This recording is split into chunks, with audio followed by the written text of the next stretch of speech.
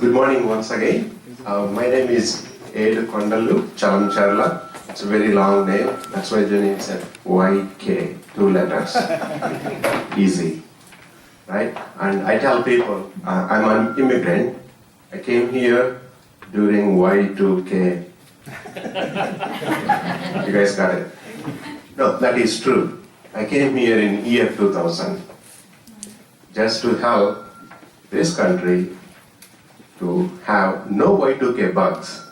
Trains will run, flights will fly, everything is normal. I mean, we all know that Y2K, right? In 1998, 96, 99, ooh, what's going to happen with that 00 in the year? So, anyways, by nature, I'm a computer science engineer, and I work for Indian government, Singapore government, now US government. I think government is common in my work. So the reason, I sometimes tease my colleagues also, I'll show when the people working for private sector and the government, first I'll show my hair. It is very dark, but my colleagues and my friends who are working in private, they have all gray, right? But there are 2 reasons. One, I don't have a stressful work life. I don't have to worry if my company is not meeting the financial target. That way I will not be in the layoff list, right? That's one. The other, my wife always says, you never use your brain. I don't know which one you want to pick. Either way, my hair is black, no color. So the reason I'm saying that, I've been working in government. It is very work-life balance work environment. We all say workplace is an extended family. We have enough at home. If we are carrying the same thing, then the stress levels are going up. How do we handle that? So maybe by God's grace, I was able to get into this state and get going. So that's my little story. And my colleague Adi, she's also a state employee. She's going to jump in, right after we join. We have 2 more speakers coming up, Abdul and Usha. So they said they're going to join us later. Without any further ado, this workshop is for awareness. I know people ask, do we have to bring some resumes or this, that? I said, no. We just want to make you aware what Juni said. California is the largest employer here, 20-25 miles away.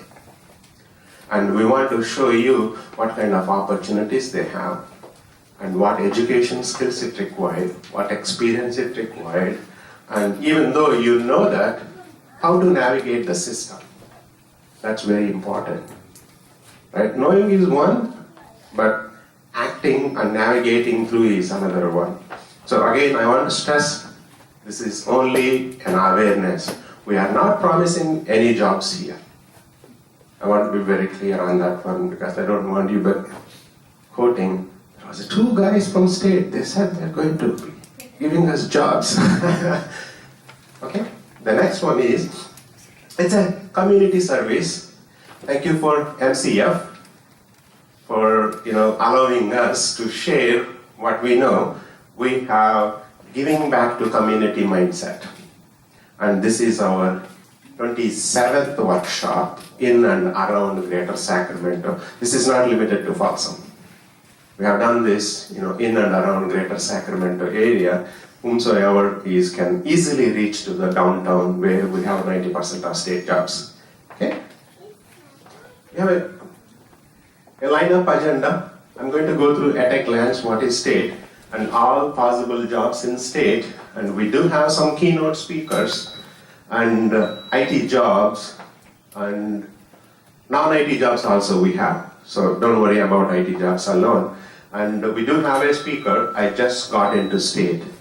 I can say the stories, but sometimes I'm saying the stories. But a person who just joined in state few months ago can truly speak their experience. Probably you may have to pay more attention there. Don't worry about what I'm saying here. Okay? No, I'm sorry. And the next one is, the biggest thing, we usually explain to everybody benefits, right? We always look forward. So what kind of benefits we have in the future? And we cover that. And the other one is the number 6, state recruitment process. That's the one. Even though we know how many jobs we have and what kind of jobs, what is the process?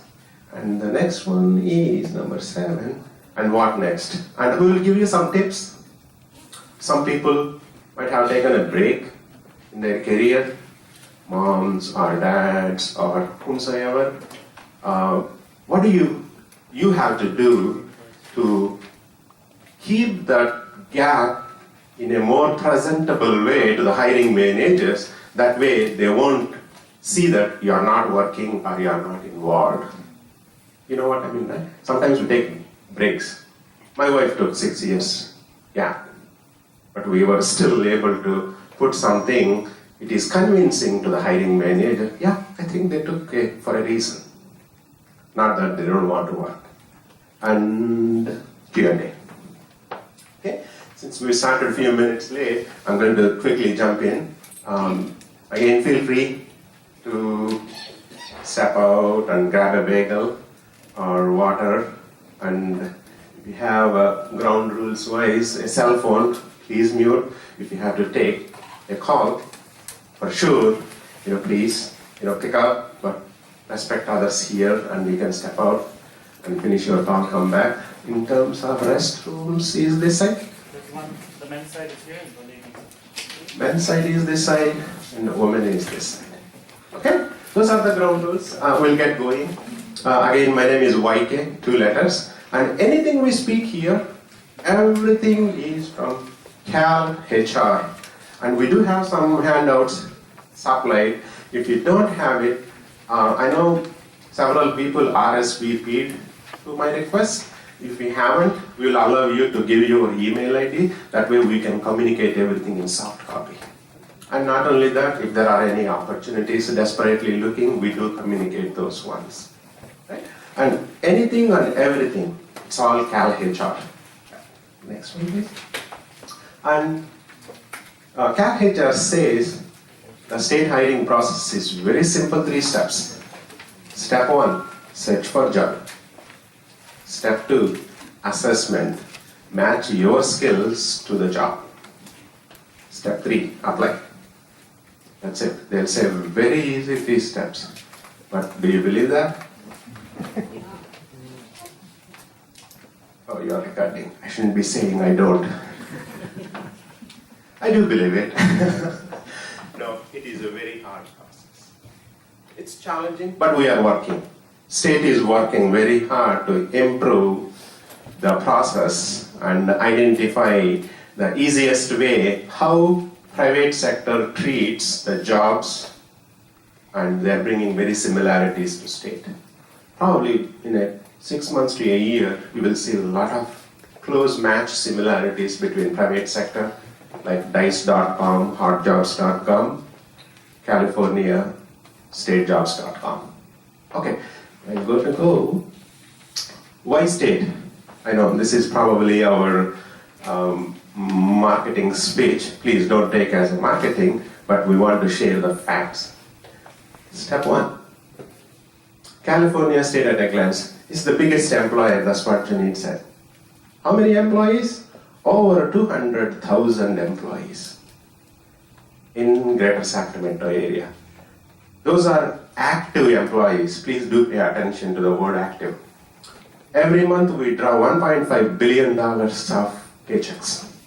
It's pretty big, $1.5 billion.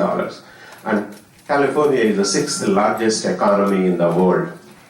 I know it fluctuates to 7 or 8 or 6. Now we are thinking we are going to overpass, I think, country of France or something. 5th. And the retirement benefits was held by the 2nd largest pension system in the world, California. The first one is the US Department of Defense. They are very big veterans and all those. But state is the second largest pension system. Okay, where we are getting these all jobs, we don't produce new jobs. State do not have that many new jobs creation just like private sector. When the private sector start, there's always new jobs. But in state,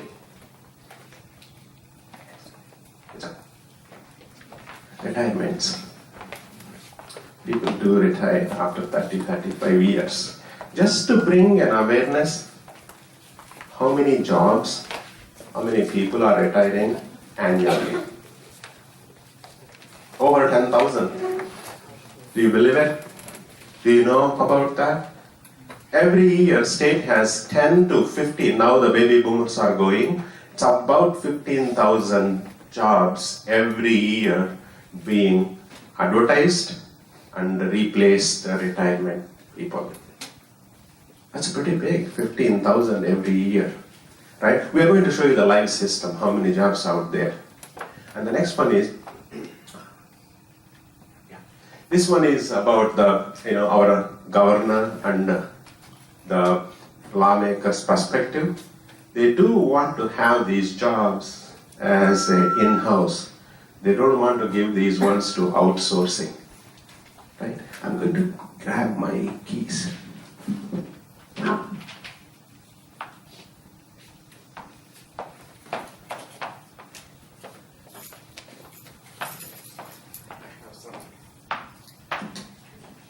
I have some magic here. So outsourcing, that's what our lawmakers are thinking. They don't want to be outsourcing. It is all should be state employees. So Jerry Brown is going to be here as our governor. So it's not going to change, which means we'll have more state jobs. That's what it is. And another thing, I think in my previous slides I was mentioning how many jobs here, 200,000 active employees. You see this? It is 370,000, not 200,000. The remaining 170,000 are temporary, intermittent, seasonal employees. And we all filed our taxes, I think, last week. Franchise Tax Board, our state taxation system, highest during the season, this season, at least close to 10,000 part-time employees, at least. 10,000 part-time employees, right? And the reason I'm explaining all this, when we are going through the process, it will ask you, are you only interested in permanent jobs? Temporary, intermittent, seasonal? Your answer should be all. Any job, it can let you inside the state. That's what your mindset should be. That's our tip. One for the day. Any job it comes across in your way, take it. How? We are going to show you that one. Okay? Search, how to search the jobs. Let's see if we can have anything. Types of jobs. Before I go, I'll pass it here. That's about our Y state. Is it making sense? Y state? It's a very stable. Constitutionally, it can't bankrupt. Private sector companies, they can relocate, they can bankrupt, they can close the facilities here. State can't. Okay. Is there any preference for the local people versus like another person from other state? Yeah, the question is there any preference for the local people than the outside state? Or I think other cities are okay. No. It's all same. Only thing is you have to be, there is no reservations for getting a state employment. Only thing is you have to be giving your resume convincing enough you are going to be here.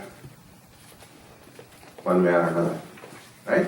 No preference. But only thing is you to gain all the other benefits, you have to be here for 1 year as a California citizen to get all the benefits.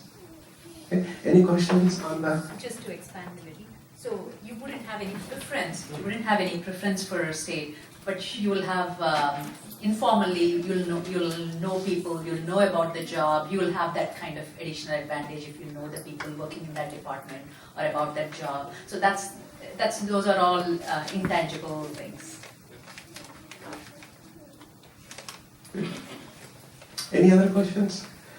This session is very informal. We work in state, but we are not here representing any state department officially. That's another disclaimer we want to make. And I know in our handouts, that's what we said at the bottom. We are doing it as a community service. So again, don't quote us, state came here and gave a presentation. That's not true. You can tell my friends gave here and gave a presentation. That's okay.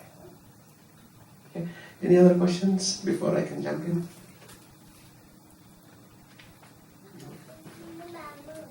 See what we have. Search for the jobs. Before we search, just to give you types of state jobs. And this is by and large procurement. If people are working in any purchase in private sector, they have some knowledge. You are definitely qualifying accounting and audit. Anything who is doing bookkeepings even in private sector as an entry level, or you are already an account manager in a company, you do have a senior level accounting. Human resource, it's highly desired in state. We always look for human resource as long as you have some idea about the equal employment opportunities, either it's for private or government. And budgeting, it's all about state. We all get revenue. Every department budget, how much money they need. Engineering, we do have engineers, civil engineer, constructional engineers, and I'm going to go through all those. IT, see, I kept this very 2 letters, like my name, YK, IT, right? Otherwise, I have to write information technology. And peace officers, if anybody is passionate, I highly encourage. We do have a direct contacts with the commissioner of CHP. I was meeting him the other day. He is open to talk to us. If anybody is interested, motivated in the peace side, either correctional peace officers or the CHP. And we do have contacts with the local city police. If anybody is interested, we can explore. And many more. And the job classifications. Before we go, I let my colleague to say a few words. I'm sure you guys might be bored. This guy is talking all the business. We haven't heard anything about the actual thing. I let Adi to share her expertise as one of the keynote speaker. As you see, she's one of the senior managers in state. She is a hiring manager, and anything she speaks, she's not going to hire here, but she's going to share based on her managerial expertise, how a manager in states usually look at, right? So I'll let Adi to share a few words, and you can come.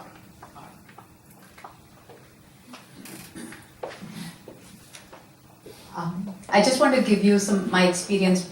I joined state about 10 years ago, and when I first joined, the only reason I went into state is I was doing a consultant job, and I just wanted a fixed job. Just want to know I'm going to be in one job for over a period of certain. So I don't want to wonder about what's going to happen after 6 months or after a year or something like that.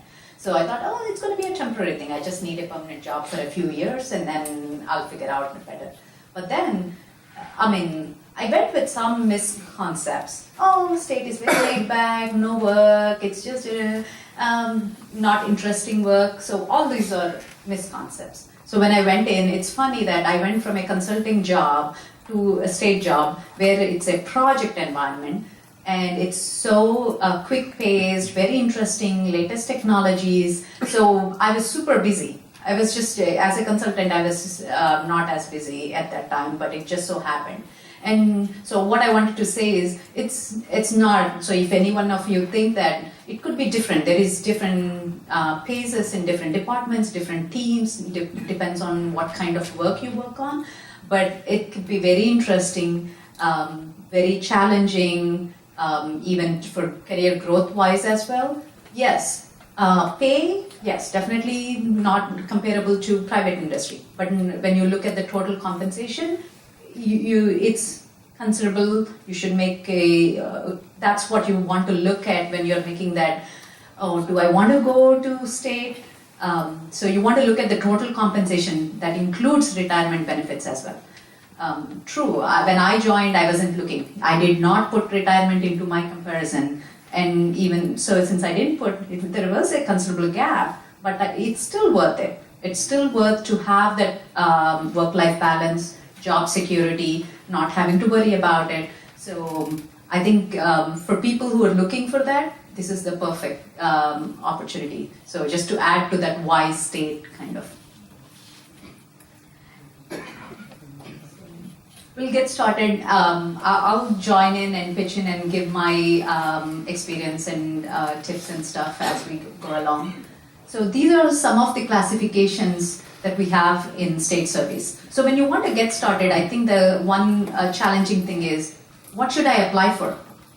I know I've done these jobs, this is my past experience, but I don't know which one to apply for. I don't know how to search for things. So first thing we have to figure out is, based on our experience, what are the different classifications? Classification is a big thing, that's a job title, the series and stuff. So let's say if you have accounting background, so this is what you want to look for, accounting officer series. Yeah. Sorry, I think that was,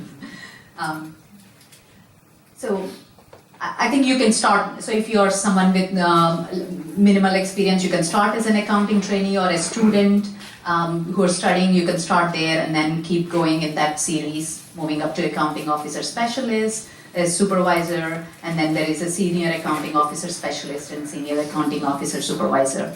So the key is to figuring out the classifications, the state job classifications for the kind of work that you do. So if you know for sure you're in accounting, you'll look for this. But some cases you might not be, you don't necessarily have accounting background, or I'm not sure. I'm ready to work, but I'm not sure what to go, so that's it. Sorry to interrupt you. We are having, more people coming, so I'd like to request you all to just move a little bit forward so we can make some room in the back. Thank you. Sorry for the interruption.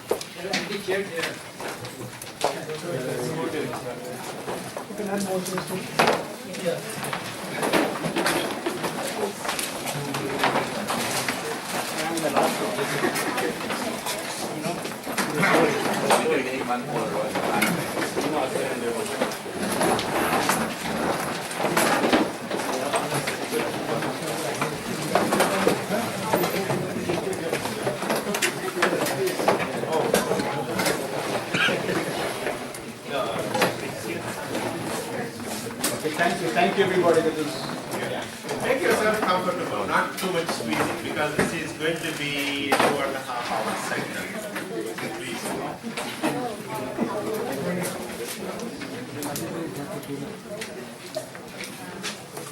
All right, as we go along, we'll see the other kind of classifications as well. So for example, auditor series, the tax collection. So FTB, like I said, FTB hires a lot of tax-related classifications. So there are also seasonal employees and also permanent employees. So for tax auditing, here are the classification, the series. So the series helps in identifying your, let's say if you start at the top tax auditor level, how you can grow, like the associate, staff, senior, that's how you keep growing. So that helps in kind of understanding your career path as well.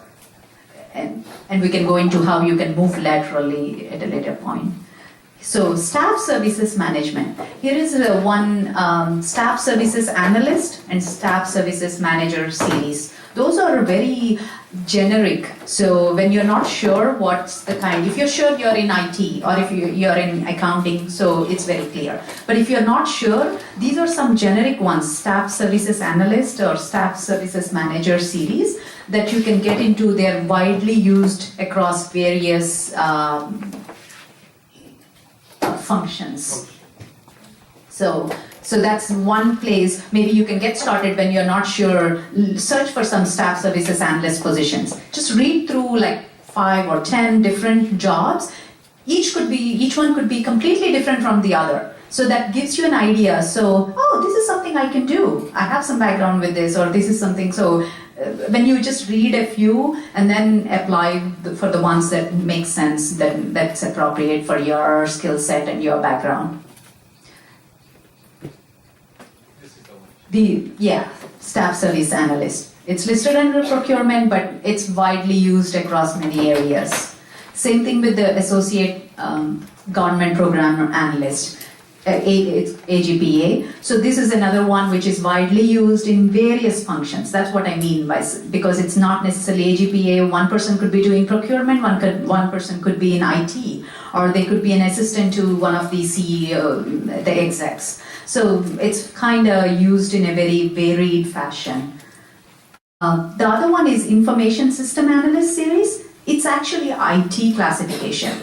But again, this is also used in non-IT functions as well. Like our procurement division has Information System Analyst. But typically it's under IT, Information Technology classifications. Just like Staff Services Analyst, Information System Analyst is also used in non-IT areas as well.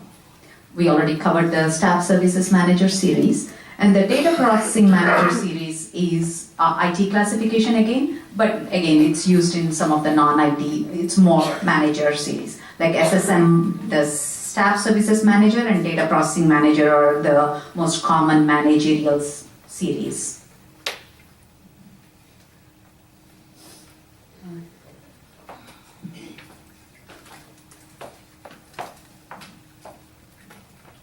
I'll cover a little bit about money.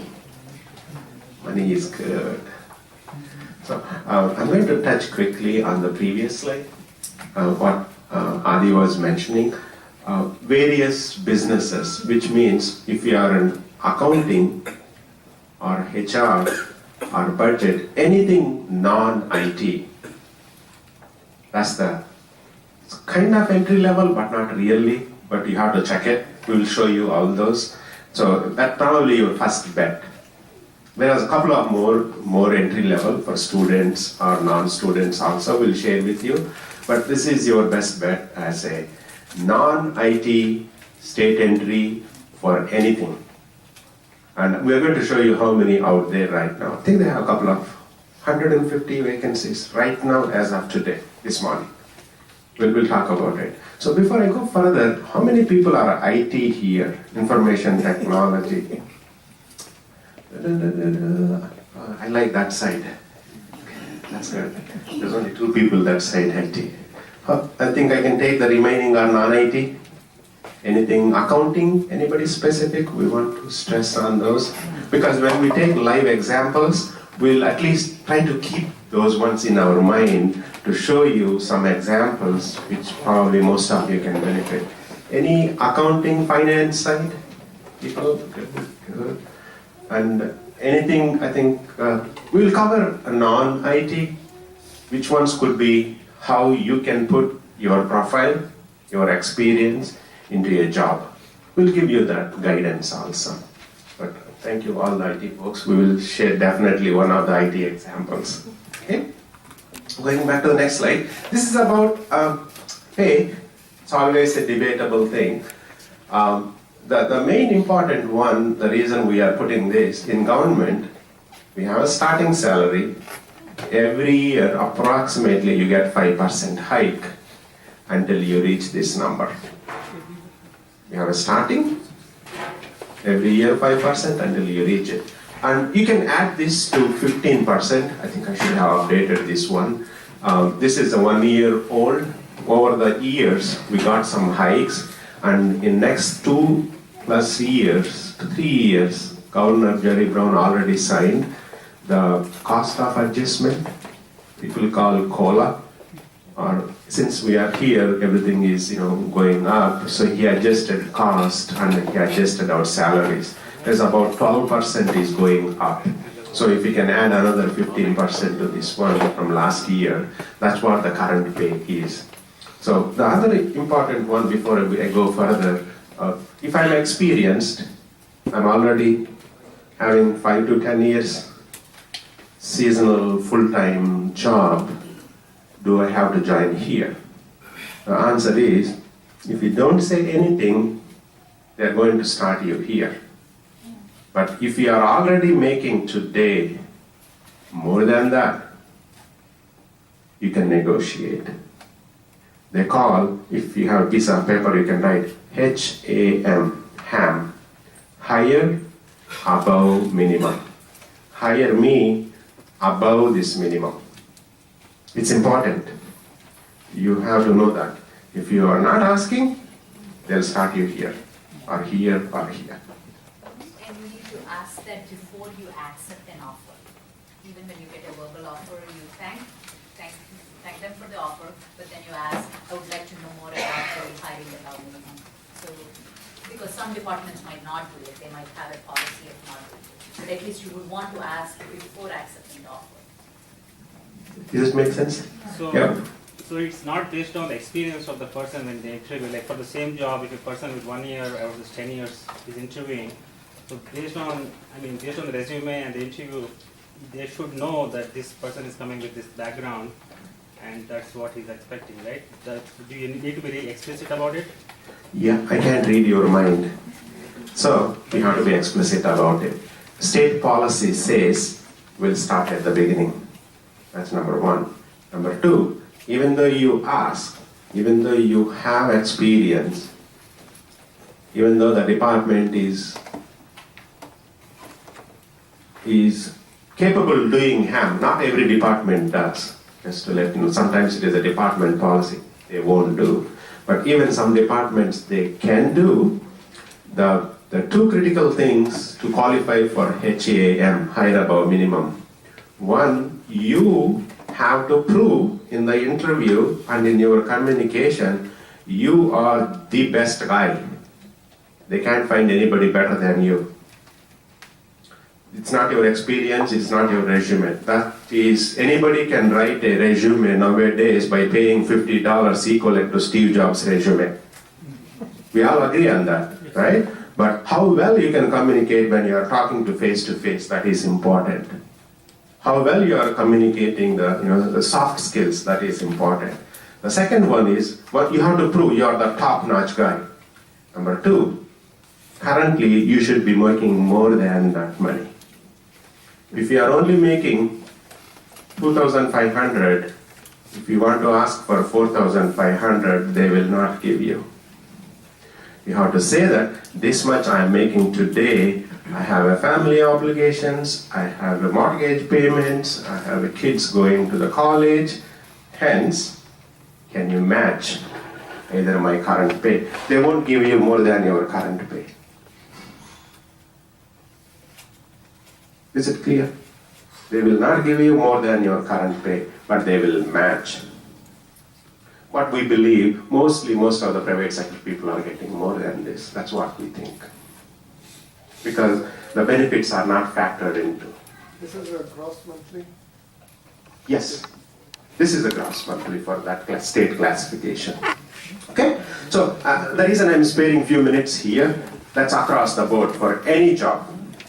You have to be explicit. Again, pay attention to what Adi said.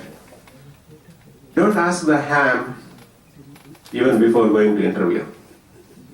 Please, do not bring the ham discussions even before going to the interview. Once you did extremely well in that process of conversation, you can feel, I think they are going to hire me. They called my references. Right? You will hear. They will tell you all those things.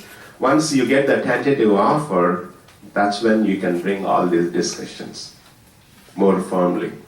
Because otherwise it is going to play negative on you. Oh, I don't know you and he is coming after money here. State is a service sector. We don't make profits. So we mostly look for service mindset people, not just for money. But money is a very important factor to survive. That's how you have to put. Okay, these are the tips we are giving you.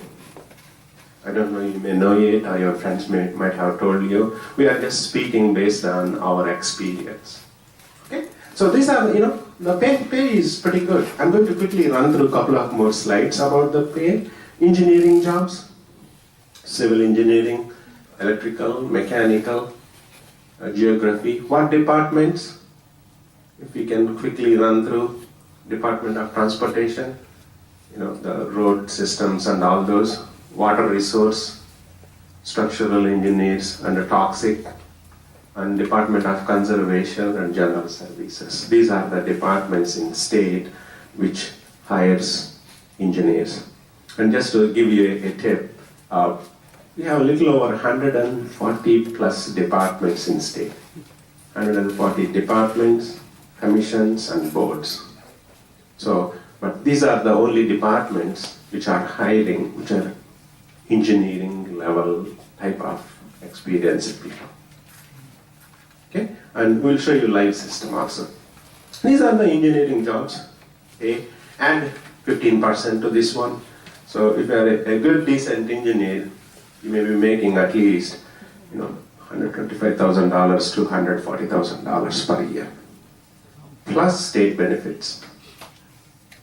Okay, and the next one is healthcare jobs. We have nurse practitioners, pharmacists, physicians, and the physician surgeon senior level, and you can add another 15% to this one, so about $25,000 per year. $25,000 per month, which is almost like over $250,000. Yeah, when you are going to see your doctor, you can tell him, hey, do you know how much state pays for you? State hires doctors too heavily. I can give a quick example. Just like this, 4 years ago, we were doing our first session. Adi was also with us. One doctor brought his kid to explore state internships and student internships. She didn't join state, but he joined state as a doctor. He's making close to $300K now. And we do have doctors, state hospitals and the prisons. If you don't like prison, that's okay, but still state hospitals is a big thing. I just want to give you some opportunities. That's why we are here, awareness. You may be having friends, and you can still have work-life balance and 300 plus state benefits. So Yes, sir. you mentioned doctors. Does it go for dentists as well? Yes, all sorts of doctors, yes. Okay, and the student reticence, this is very important. Kids, either the students are here, or you have students at home, or your friends. Please advise, they can explore opportunities for students, working in local, businesses, small businesses, during the break time. But they also can look for these. And we do pay a decent hourly rate, $1,600, $1,400, $1,500. But most importantly, once you join state as a student intern, you will know the people. You will start networking the people. I think I let Adi also nod her head. 95% of the times, a student intern will become a state employee. 95%. Once you are in, you will know people. Only thing, the remaining 5% is demonstrating good work ethics. Having a nice party in the night, go 2 hours late to the office with a headache reason is not going to help. We all know that. The managers came from that side too when they were kids, right? I think somebody has a question. Yes, so the minimum qualification is undergraduate for students? It is, to qualify as a student, 6 units worth of classes you have to take either in a community college or state college or UCs. Only 6 units to qualify you as a student. Okay? And for some of these student assistant positions, you can also get the state service benefits. Meaning that for retirement, usually the way the pension is calculated is based on your number of service years. So even as a student, you can also get this. Not all positions are like that. You have to look for some specific student positions. You can also get the service credit.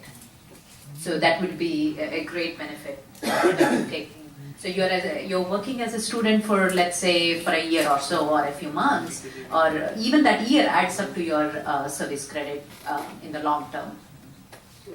I have a follow-up question unless if someone So student employment is part-time, or because I don't see what you mean by student employment.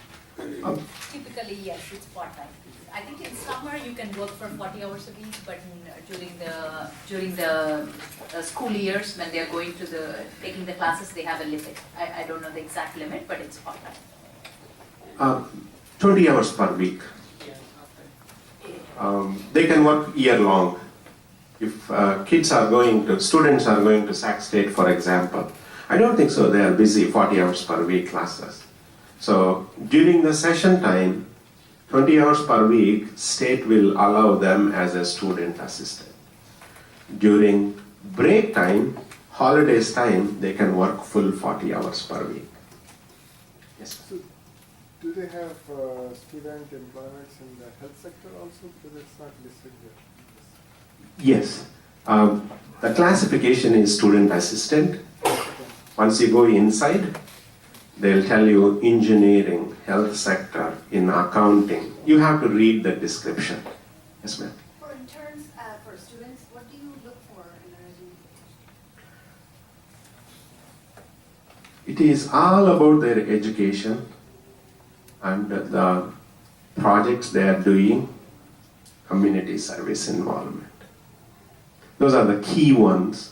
And definitely, it doesn't have to be a student wants to work in the same sector. A person going through accounting and those, he can work in IT too, as a student. Is there any age criteria? No age criteria in state. Even I'm a student, can I apply? You are. You can. Yes. The graduate students, can they be international students also, or? Yes. They do have a thing called OPT. They allow, if they have to go through their school administrative process to qualify to be working, either in private or government. You have something to say? Oh, I just wanted to say, I think as far as criteria, what we look for, I think on paper we'll look for what kind of courses, what kind of projects and all that stuff. But once you're called in for an interview, the hiring manager is going to look at the attitude. I mean, you're coming with the right enthusiasm and passion to support and help. That comes out, that's what we look in the students more than your experience as much. So, that. I want to stress on the good attitude, can-do attitude, right? Said college graduates are going to be eligible for any entry-level job.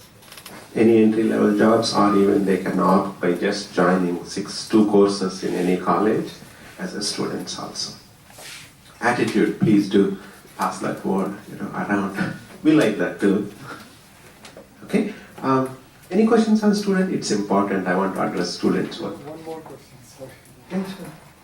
So you guys will be getting tons of resumes from the students, for example. You guys go through all the resumes and filter out, or it also requires some networking and prior connection or something with the state employees?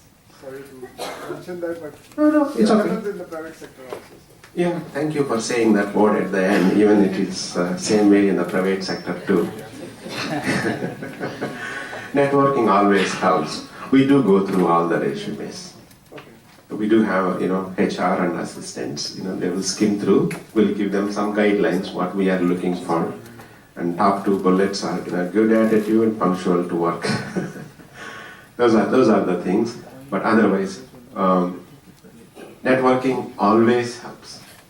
I'm not going to discard on that one. And you rightly said, it's not only in public and private sector too. Before I take your question, I know we have Abdul here. I just want to, recognize him. He is going to be one of our keynote speakers. I'm going to pull him, shortly. Abdul, if you want to join here, us, please. Oh, thank you. Yeah. I'll take your question, ma'am. For those that are applying and they have a break in their employment history, is that a big negative in their resume? And if it is, how do you get past that for the Yeah. employer? Yeah, I think I think I slightly addressed that one in my previous discussion. When we are starting, if you have a break, how you are going to project that break. Number one, if you are an IT, you are starting to take the refresher courses in IT. If your break is just to throw a number, 6 years. 6 years ago, the technology is different from today. By going to a community college, refreshing your technology courses is one way to show the confidence and trust. I am getting ready to start my job again. Same way with the accounting or anything, that's one. The other one I highly recommend, always going through some business communication classes in local community colleges. It's important, you are building your knowledge on communicating clearly in the emails. And you can write those as experience too, since it is a break. And the third one is always put something as a volunteer. You're ready, you started. Rather than not showing all those, and if I see your resume, and if I see another resume with all these, which one I pick? This one. So those are the things, those are the tips I think we will show you also when we go.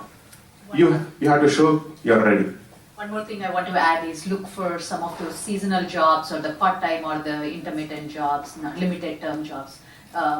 Because people might want to just look for permanent jobs, but for you to get into the career, into the job market one more time, it helps just to get those part-time ones. Good. Yeah, I'm going to quickly come back to you. So I'm going to quickly touch on the IT side too, if you can quickly roll. These are some of the jobs. I'm going to quickly run, since I have seen so many IT jobs, hands raising. In private sector, we do have business analysts, testers. I want to nod the heads on IT side, right? And we do have programmers, and we do have a network engineer, security, architect, those kind of DBAs, database administrators. These are the quick classifications. The top one is for business analysts and testers mostly. Information systems analysts. You have to search for those. If you type a tester, I don't think so you will find one right away. So that's the one. And programmer, it is self-explanatory. If you are a developer, coding, this is the one.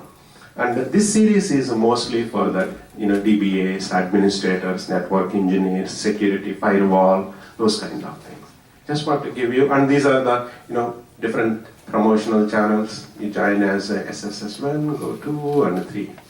And I think I'm going to show how much they are making also. These are a managerial series, and Abdul sitting here on the panel is a manager 4.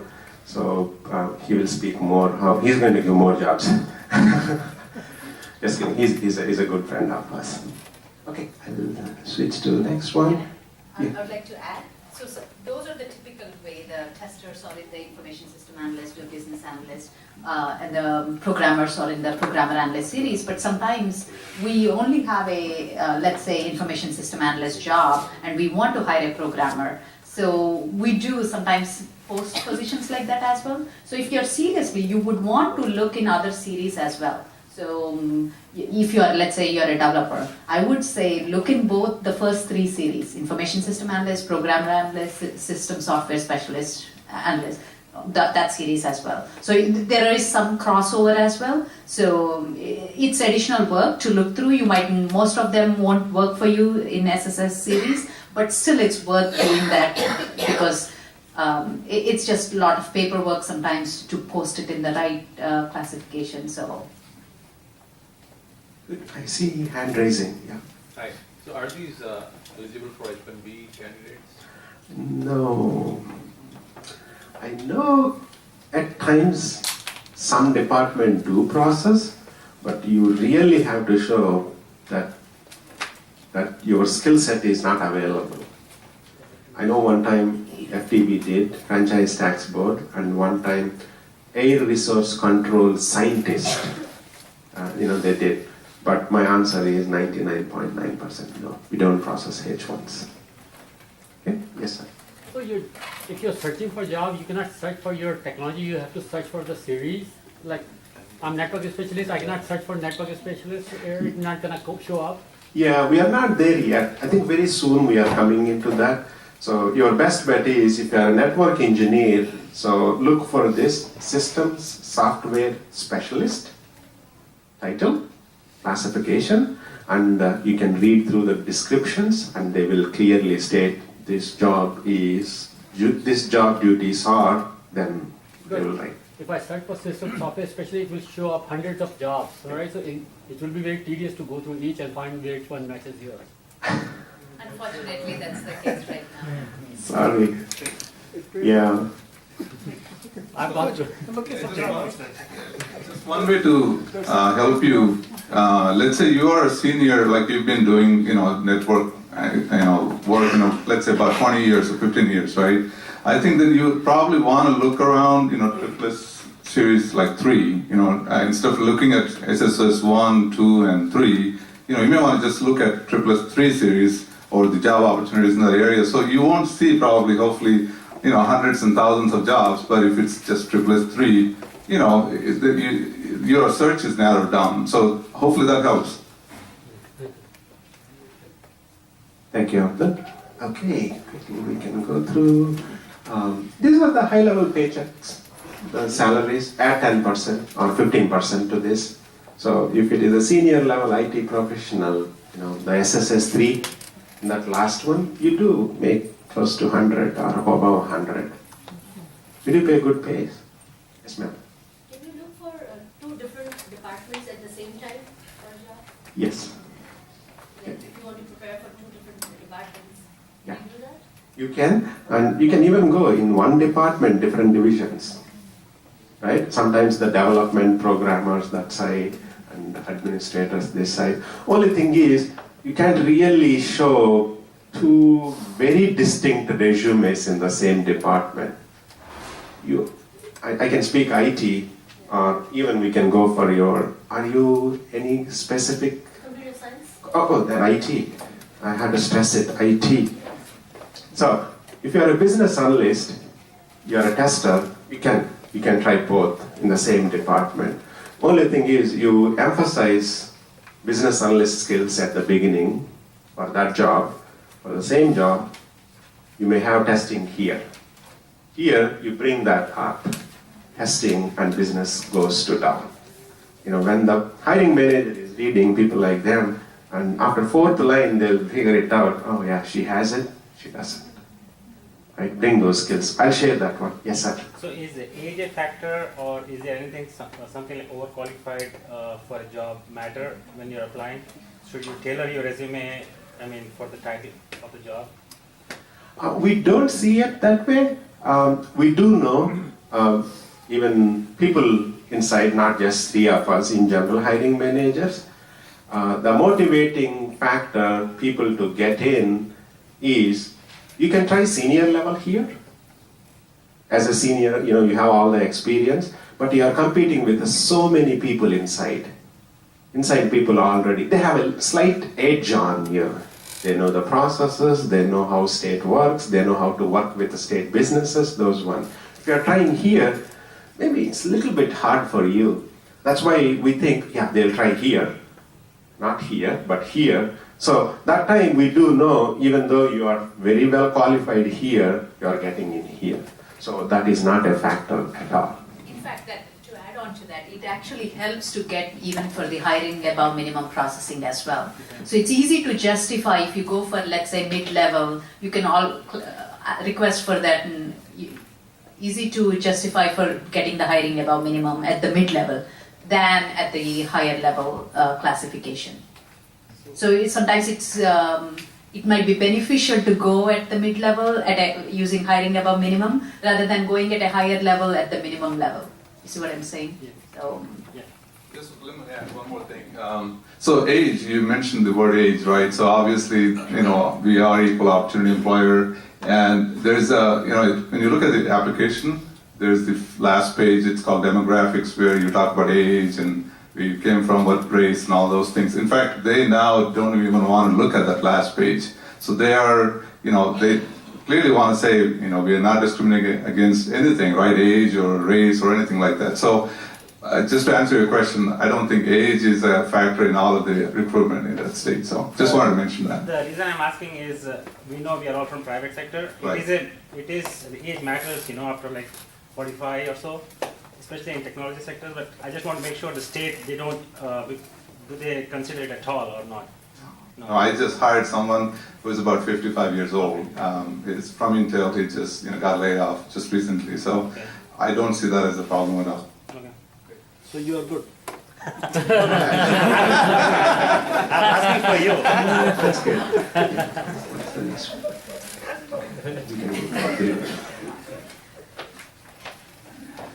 Okay, before we further go, we do have our, good friend and Abdul Sheikh. I'm going to say this. He's the one who hired me into state. Right? No, he's a great friend, and he's a well-wisher, and he mentors people, and he gives a helping hand. It's important you have a good, tight network, right? So I welcome Abdul to share a few words, from his experience and all the tricks of the state trade. Thank you. And I'm so proud that, I was able to hire YK, and of course used to work with Adi. So, this is all familiar to me. And of course, Assalamu alaikum. I think most of you know me here. My name is Abdul Rahim Sheikh. So, just wanted to kind of bring it up. I started around 10 years ago. Inshallah, end of this month, it'll be 10 years with the state. So that's an accomplishment, I guess, working for the state. I have been in the state starting at, I think Chalam already showed you, starting at a staff program analyst. So I started out, as almost like a staff program analyst level, and got up to different ranks and got up there to the DPM4. There's one level above DPM4 in the sense that, there is another thing called care executive assignments. I'm not sure if you guys have covered it yet, but I just got promoted to a CEAP. So that's where I am right now. Alhamdulillah, I'm so happy about it. I'm so blessed about this. And state has been very kind to me in that sense. Secret is, there's no secret. It's just the passion, right? And then the work ethics and hard work. Those are the things. And of course, on the blessings. So I think that all helped me to just get there where I am right now. I work for EDD, Employment Development Department. I'm one of the division chiefs in the IT area there. So just to have about roughly, my division itself is about 100 people. So I have quite a few vacancies. So we can talk about, if you guys have anything specific, I can help you guys to get there. I've already helped at least about a dozen people get into the state environment from the private sector, along with internally hiring and promoting folks within the state. So this picture we are purposefully giving. This is where Abdul Garu started. He's here somewhere right now. You can jump as long as you can prove your hard work, skills, and all those motivational factors. It is not like a simple, you got to do this, you got to do this, like that. So Thank you. No, thank you. Good visual. All right. So I'm sure you've heard some of these benefits of state, of course, working for state. A couple of things I wanted to mention too. Of course, in this state environment, there's one thing called annual leave, vacations. I'm sure you will cover that, right? But one good thing I noticed, is just one of the things for me personally. Most of us being immigrants and coming from different countries and stuff, you do want some vacation time. Of course, go to India or whatever. You need 2 to 3 weeks of time, or maybe 4 weeks sometimes. So the one good thing, I worked for Intel for 7 years before I got into state, and then I realized, the whole annual leave or the vacation accrual, which is a great thing, because, every year you get,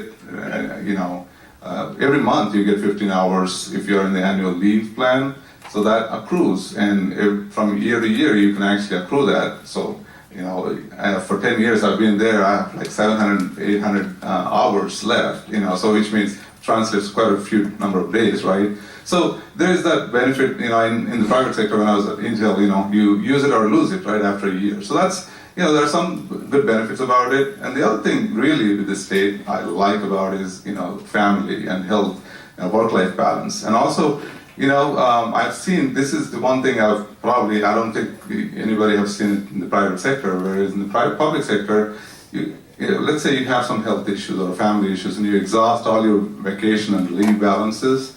The people who actually, there's such a thing called, catastrophic leave donation process where you could actually, through the HR, management, you can actually ask for additional leave balances. Some people donate, leave balances to help you out, which is not something, you would probably see anywhere. And that's, I see that as a big benefit in terms of, people are being tolerant and kind to you, family-oriented. Those are some benefits that, that you don't probably see in the private sector. So I really like that, and of course, Adi and, I can talk about a lot more benefits around the state. And then also for the techies and the IT folks here, I just wanted to say, there's probably a perception that the technology we use or, things that we do there are very outdated or antiquated. It's probably true in some areas, but, we are so fortunate, all three of us actually worked in, a lot of projects within the state. We are actually on the cutting edge. We're doing a lot of trailblazing work, in terms of web services, cloud computing, lots of these new things that are happening in the technology. We are actually doing that. We were so fortunate to work, of course, Adi still works for Department of Fiscal. They're doing this statewide, accountability for accounting budgets and procurement. There's big transparency and accountability, and that's the benefit that we're trying to get to.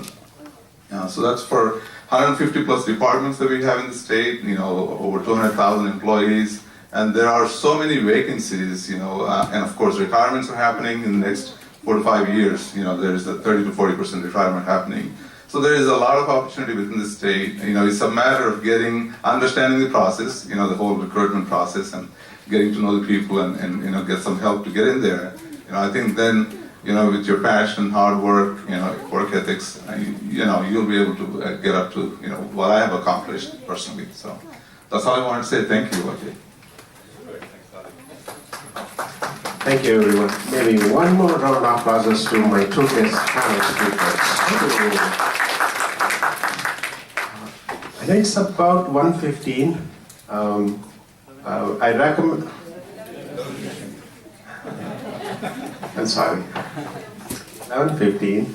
I know this session is until 12:30. It may go a little bit beyond 12:30.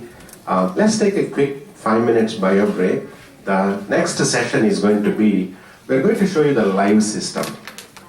Pick up some of the IT jobs, pick up some of the associate analyst jobs, and show you how they are when they posted yesterday and how to apply. We are going to show you the second half. Take a 5 minutes break and enjoy the bagels, the MCF community brought. Thank you, MCF, for this.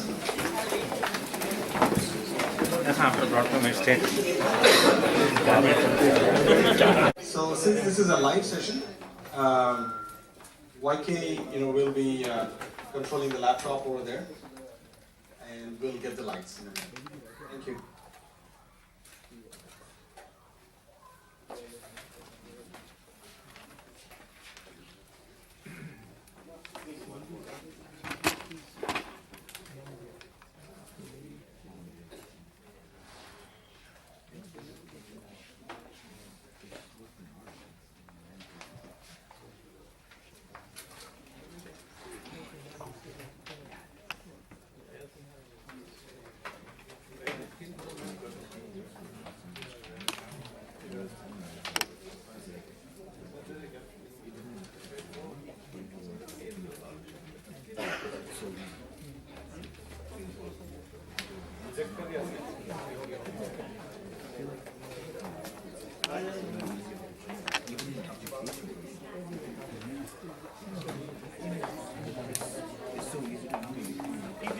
Display playing, but this is not just like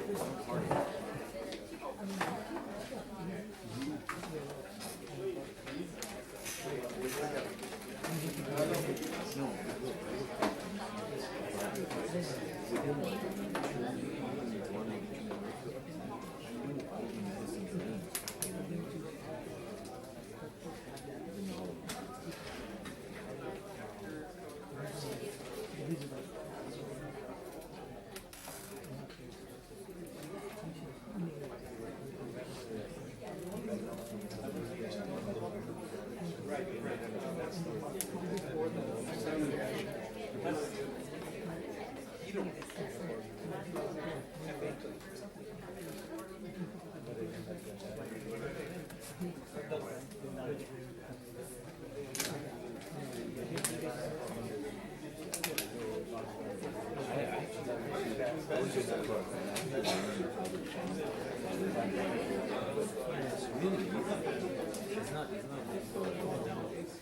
the technology already made it so many people. I remember I thought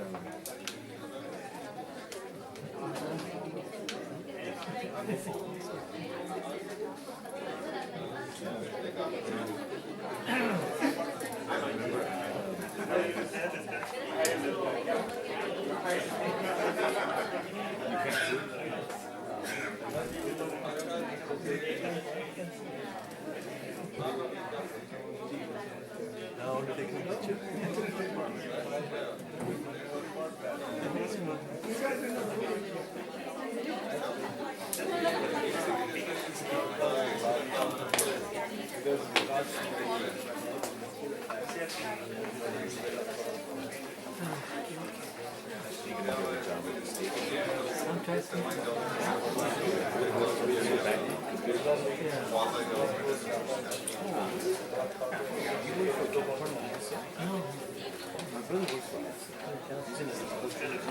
Yeah. Good afternoon, everyone. Sorry for a little delay, but we are back online. Once again, thank you so much for spending your morning here. I know you probably may have other things to do better than this, but again, thank you. It's amazing, room full of people. I know you probably may not be seeing my face. I'm sitting there, so I know my daughter was saying, "Dad, how can you put on today? Today is the Broadstone garage sale." No, I mean, she has a point, right? Because she has been asking several months, we are going to that garage sale. And I prayed my wife, please. So things are working out there. So we'll start here. The most important one, I know some of you have a hard copy of the California jobs. This one. Apologies. I know I was asking the attendance, so it was my bad. I thought I got enough, but I did not. I'll send a soft copy. As long as either you can give your email ID to MCF, or some of you already RSVP'd, I'll send it to you. And I'll give my contact information also. So in this, you have all the URLs, which I'm going to be touching. The first and foremost one is jobs.ca.gov. If anyone wants to remember what to take home from this session, is jobs.ca.gov, just like yahoo.com, right? And this is now being changed in the sense enhancing. Hopefully very soon you'll have a more stable one, but otherwise we are trying to give the same look and feel of the private sector. See, nice beach, right? Good. If you don't know anything, then you can start here by just simply typing the job title or keyword. This is why we were explaining to you before in the first session. Staff Service Analyst, that's the job title. If you don't know that, then you don't know how to enter here. Information Systems Analyst, that's the job title, right? I know we are trying to explain the keywords. We are almost there. I think somebody was asking, how do I find the tester job or the database administrator or account? So we are coming there very soon. Even we will get it, but filtering is going to be a little challenging at this point. But still, I'm going to type one of the jobs, either there or I'm scrolling down.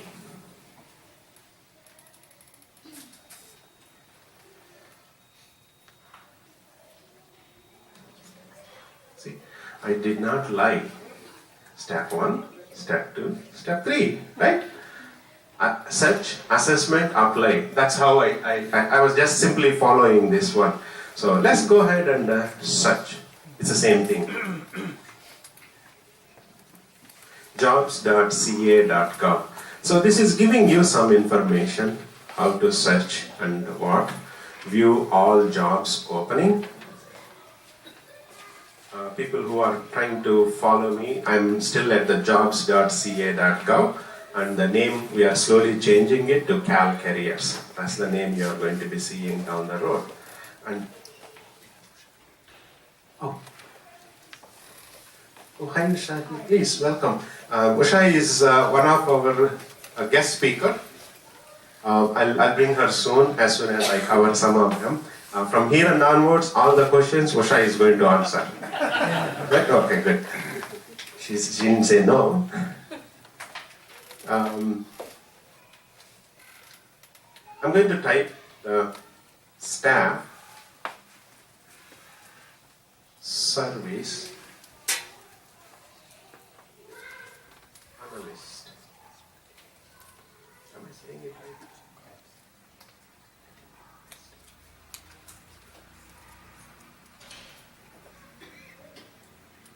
right? Right. Now I'm going to scroll down. It took me, I don't know, I might have A-N-A-L-Y-S-T, yeah. So it took me the keywords and it is giving me the analyst set also. Actually, some of these positions, you'll see the words when it says staff services analyst. There is another one called associate government analyst also. So AGPA, they're kind of interchangeable. That's why you see some of these things. When you say SSA, it picks up something else too. Yeah. You can go to the filter. The filter is the new option. Now you can say the department if you are engineers, you know those 4 departments like Caltrans and Water Resource Board. Those are the departments you are going to pick here. Since we are picking the staff service analyst job is open for all departments in all classifications. I am trying to look for a checkbox here. I know this is new. They recently upgraded. Abdul Garu, right? This website got recently updated. There is a thing called exact match. Most of the jobs, just to give you, they are all in Sacramento. Even though you can check the California, the best bet is, in case you are only looking for the jobs in Sacramento, you can shortlist this into Sacramento. That is one option for you.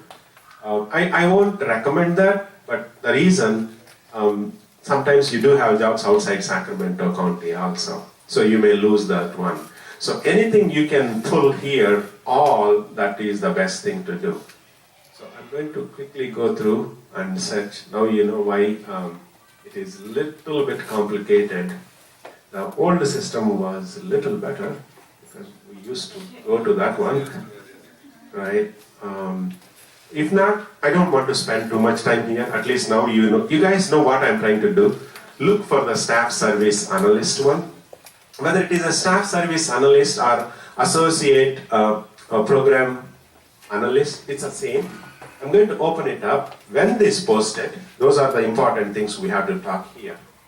It's posted yesterday. Which department? California Student Aid. If you guys are living in Folsom, that one is in Rancho Cordova. That's the perfect job for you. I'm going to view the job posting.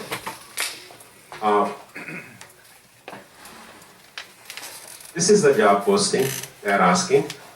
It is important you have to read this at least, not 1 time, 2 times. This is another key thing for you.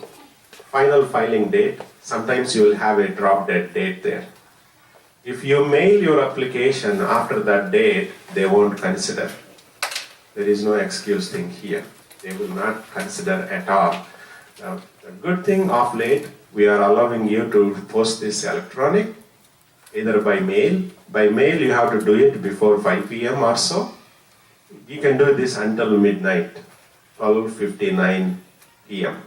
So you have to have your application in before the final filing date. The good thing with this is you don't have a date. But don't wait until last minute. After 2 weeks, hiring manager will start shortlisting the resumes, applications for interviews. Don't wait. My preference is, if you are seriously looking for a state job, put your application in first week. That will give you an edge. Sometimes hiring manager at the end of the first week ask their assistant, can you give me this week's applications? He'll take home. He'll has more time to read and put you. Sometimes first thoughts, they get. And they get busy when they see 50 applications.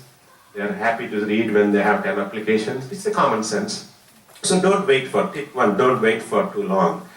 Try to apply as early as possible. And equal employment opportunity. This is what Abdul Garu was mentioning.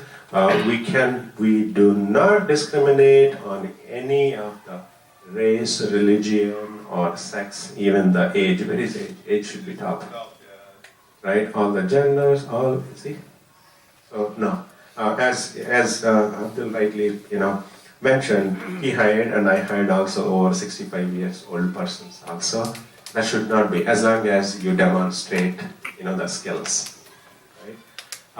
The other important one, in case you want to make a note, look for always the duty statement. That's the key.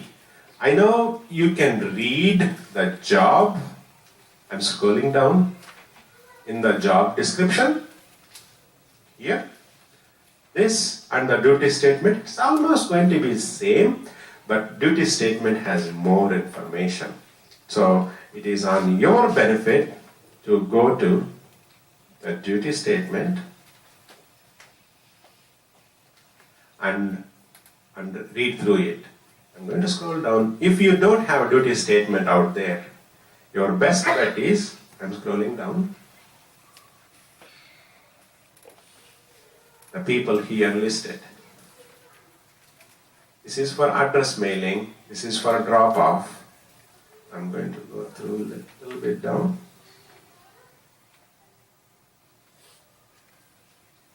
Contact people. Yeah. If you don't have a duty statement, your best bet is talking to these people. And if you have questions, pick up the phone and call those people. And just don't just bank on the phone call. Send an email. Try multiple ways. The reason they get so many applications. Nowadays at least in 50, sometimes 100, 150s. They may not be responding. And when they are looking at email, it is easy for them to type 2 lines for you and respond back. If you don't have a duty statement, reach out to these people and ask for a duty statement. So now you can say what is in duty statement. Because duty statement is the most critical element. I have been getting this one.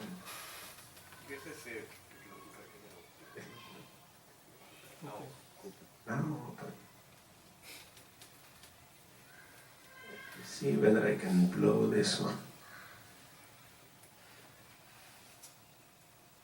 Is it better? Okay. So this is the duty statement.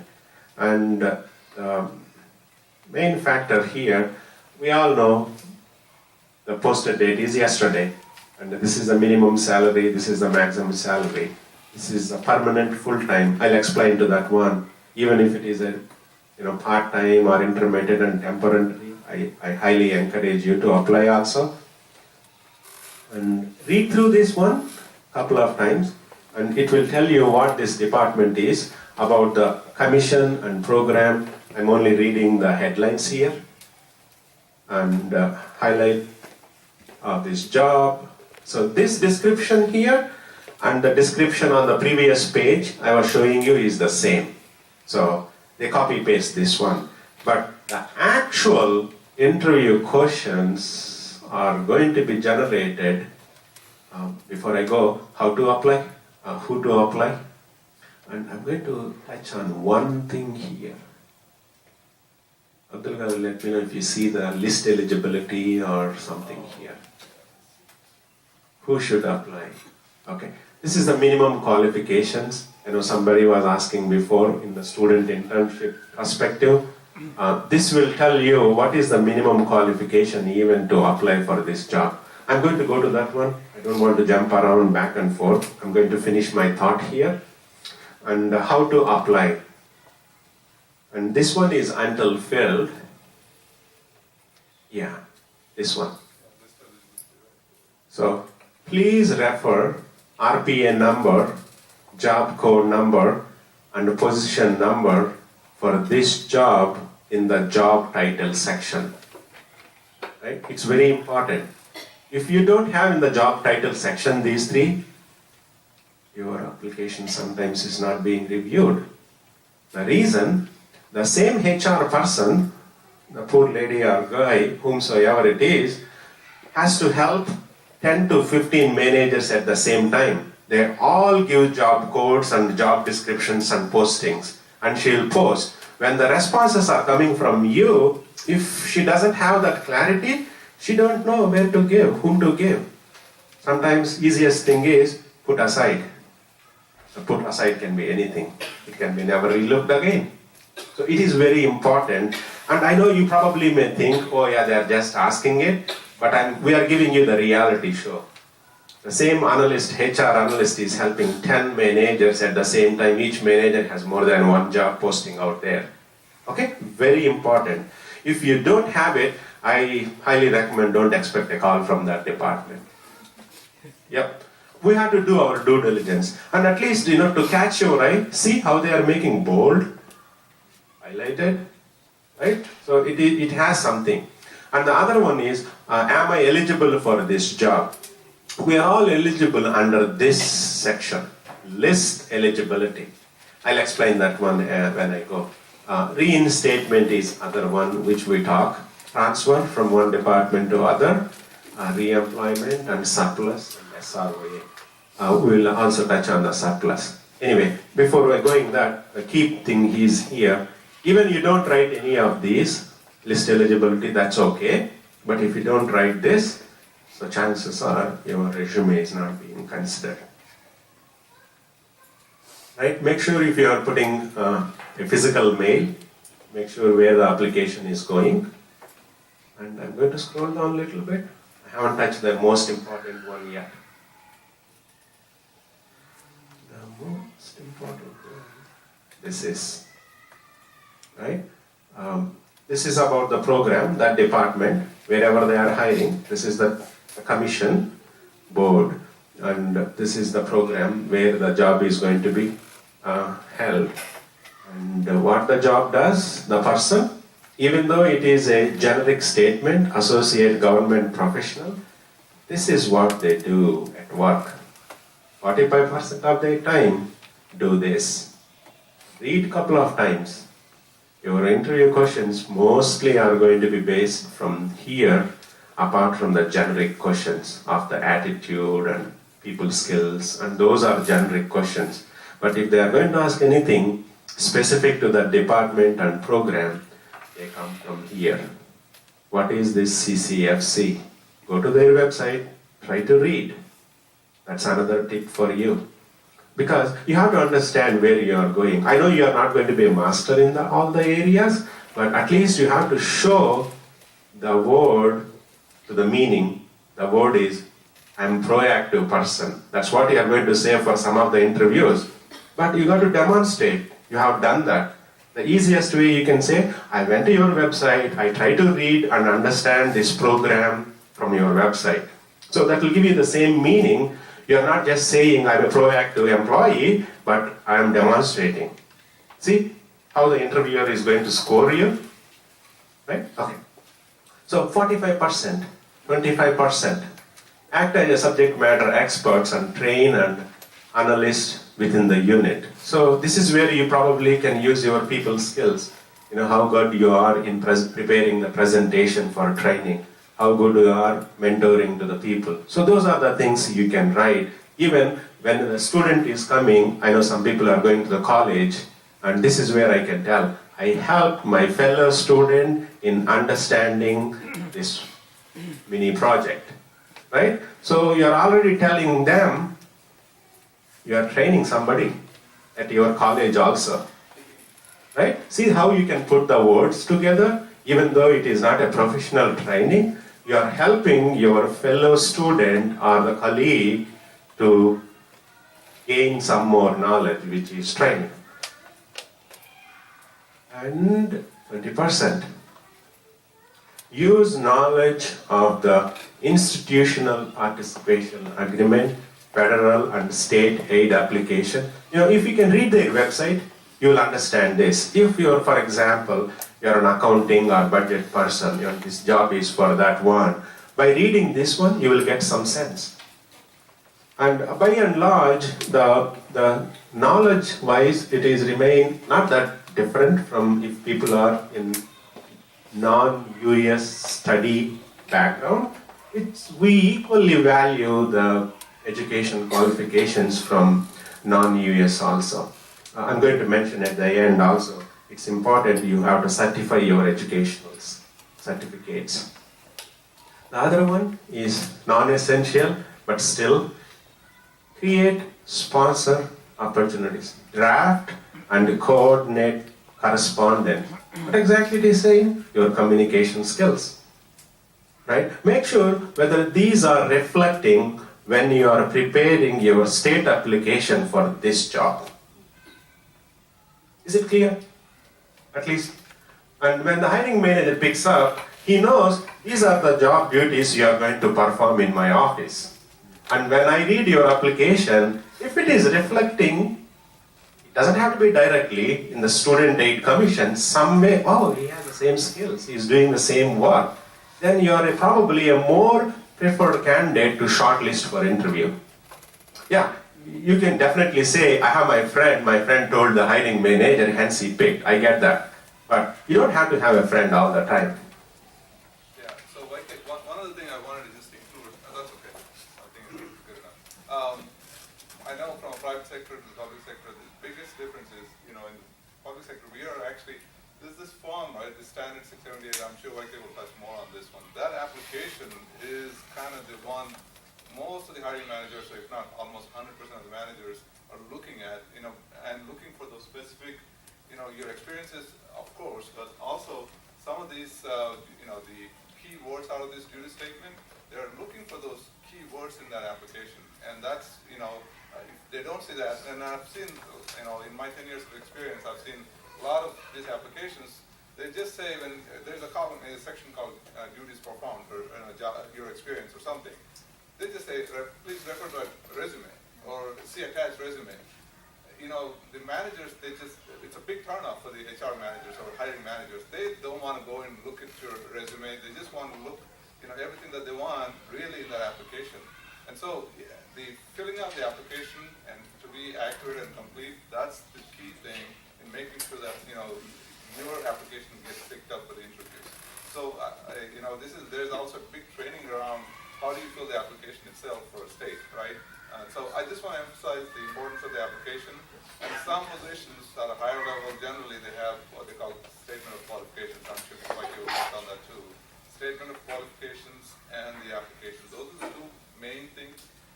For smaller level jobs, they probably don't have the statement of qualification requirement, but for the higher levels they do. So that's the big thing is really the application. And then of course your resume has to be consistent with the application. The way filled out the application and the resume, they have to be consistent. Sometimes they look at it and then if it doesn't make sense, so those are all some red flags for the managers to say, oh, maybe they're bluffing or maybe they're doing something different. So it just, I wanted to kind of emphasize the application, the importance of the application in the state hiring process. Do the hiring managers use any kind of software or it's a purely manual process? When you say software, for the screening, looking for the keywords. Yeah, it's a manual process. Yeah. It's mostly manual process, but most of the times, the HR, who is not the hiring manager, is the one doing that manual process. If you don't have the keywords or the similar type of work you're projecting from your application, they may probably drop there. But we can ask as a hiring manager. But hiring manager is getting 100, right? The reality show is hiring manager may get 50 or 60 out of 100 to him to review. That's already a big number. And out of that, 10%, maybe 5 or 6 is going to be shortlisted for an interview. See, from 100 to 6, you have to be in that 6. So what can we do to be in that 6? Read a couple of times this one and possess your application, which is STD678, which I'm going to touch very soon, that when he reads it, he should feel, again, I'm going to touch on that one, the duty statement, in the first few lines, you have to give that impression. Otherwise, he have a 59 more to go. He doesn't have time to go through every application word by word until the end.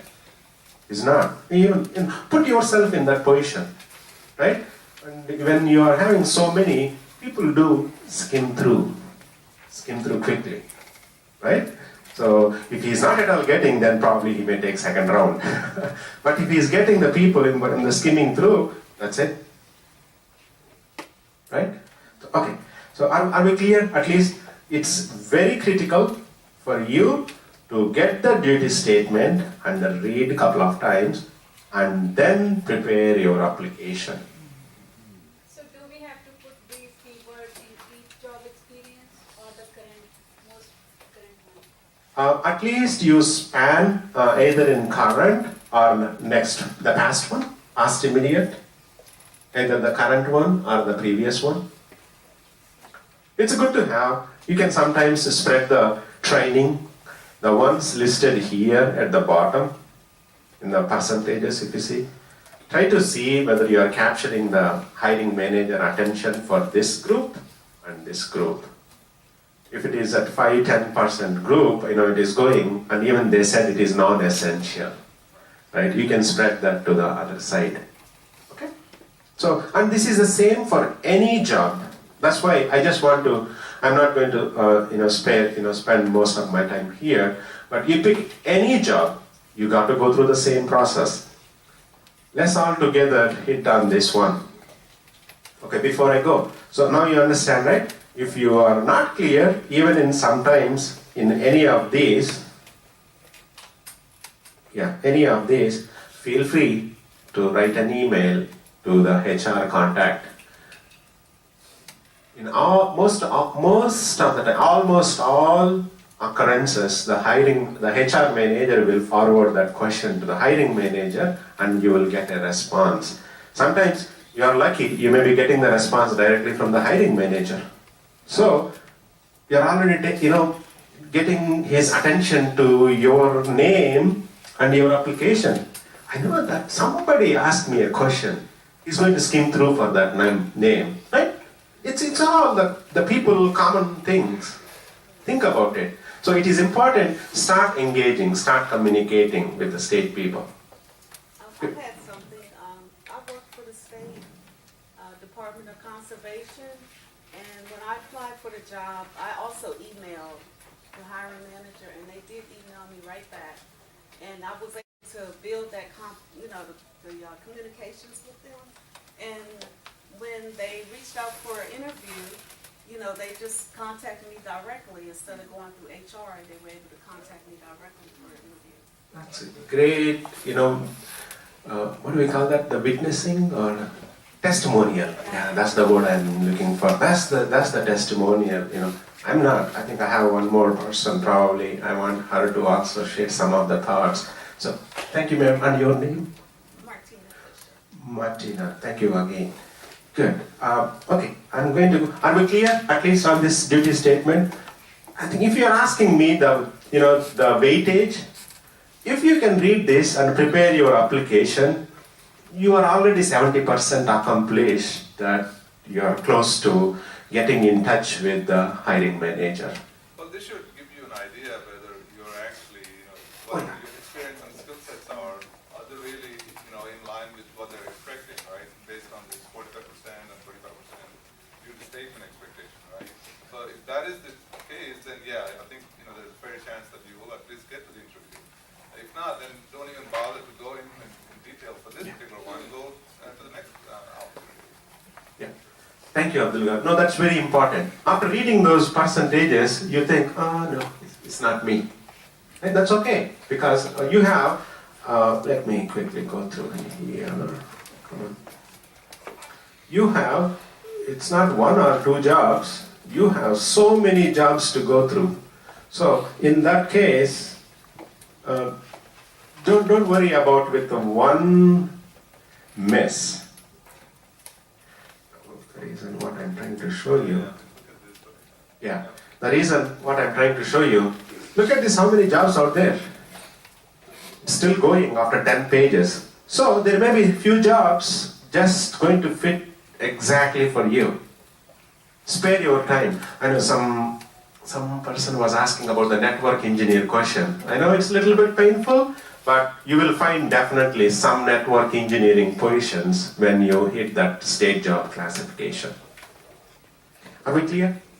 Yeah, you do have to invest some time, no doubt about it, right? And having a friends around and building the network and looking at even in your apartment or in your community, start asking this question: do you work for state? Right? Yeah, or ask your friends, hey, do you have any friend working for state? I don't think so. You may be asking that question. Start thinking that direction. Sometimes you get that direct answers. You know, the department may be looking for this kind of jobs. Right? That's the direct information for you. Okay? So in this, when you apply for a job, is it like, does the hiring manager see all the jobs you applied for, or is this database, whatever you apply, your history, your interview, your whatever, or only the job you applied for? Most of the time, only the job you applied for. Unless the same hiring manager has 2 jobs announced and your application is there for 2 jobs, and if he remembers, I read this name, right? That's very seldom. But they focus more on the same job. Go ahead, Abdul. I was just going to say the same thing. We don't frankly have that much, time to really spend time with all of these, right? Okay. Any other questions before I can jump to the next? Is there a way to find out who the hiring manager is before you apply?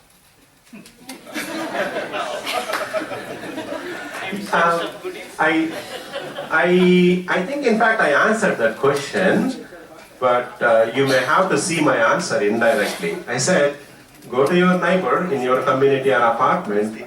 Is anybody working in the State Department? Or if at least the first answer is, hey, yes, I'm working. Okay, do you know anybody in that department? Who is the hiring? You will get the answer quickly. But when you ask to the HR person, who is the hiring manager, most of the times, first of all, you don't have to worry about the hiring manager. Usually they don't disclose to you. Yeah, that was my question, just a follow-up to this question. If there's a way for someone to find out from the listing who the hiring manager is, so you're not applying to the same position. No, they just have the HR analyst as your front, public-facing person. So yeah, you won't know. You will not know who the hiring manager is. Yeah. Don't some job descriptions state preferences given to existing state employees? I haven't seen one, unless... Because I just got a job last month, and I have not seen something that states its preference will be given for state. No, so they have another way of handling that, right? Okay. For example, within EDD where I work, right, if we really want to promote somebody internally and we don't want to publish it outside, there's an option that just says recruitment within EDD only. So you won't even see those outside. So when it's out there, that means it is open to everybody. Okay. Again, once you compete against the internal candidates, they may get the edge over you. That's a different question. But yeah, it's open to public and it's out there on this website. Good. While Abdul got answering that question, I just did, press some buttons. It was curious. I pressed some buttons there, and this is what I got. How many current jobs are out there in different classifications? Don't ask me what buttons I pressed. I'm going to try, but I don't want to lose that thought right now. You have administrative assistant. Somebody was asking, if I'm restarting after a gap of 5 years, 10 years, even though you have all your 4 years degree, even though you are going to qualify for the job here, your best bet is try these ones. That will allow you to open the door. It's easy to pick you as an administrative assistant, spare 6 months there. I guarantee you will get an opportunity with some promotion. Yeah, just to add on to it, I had a student assistant who's working as a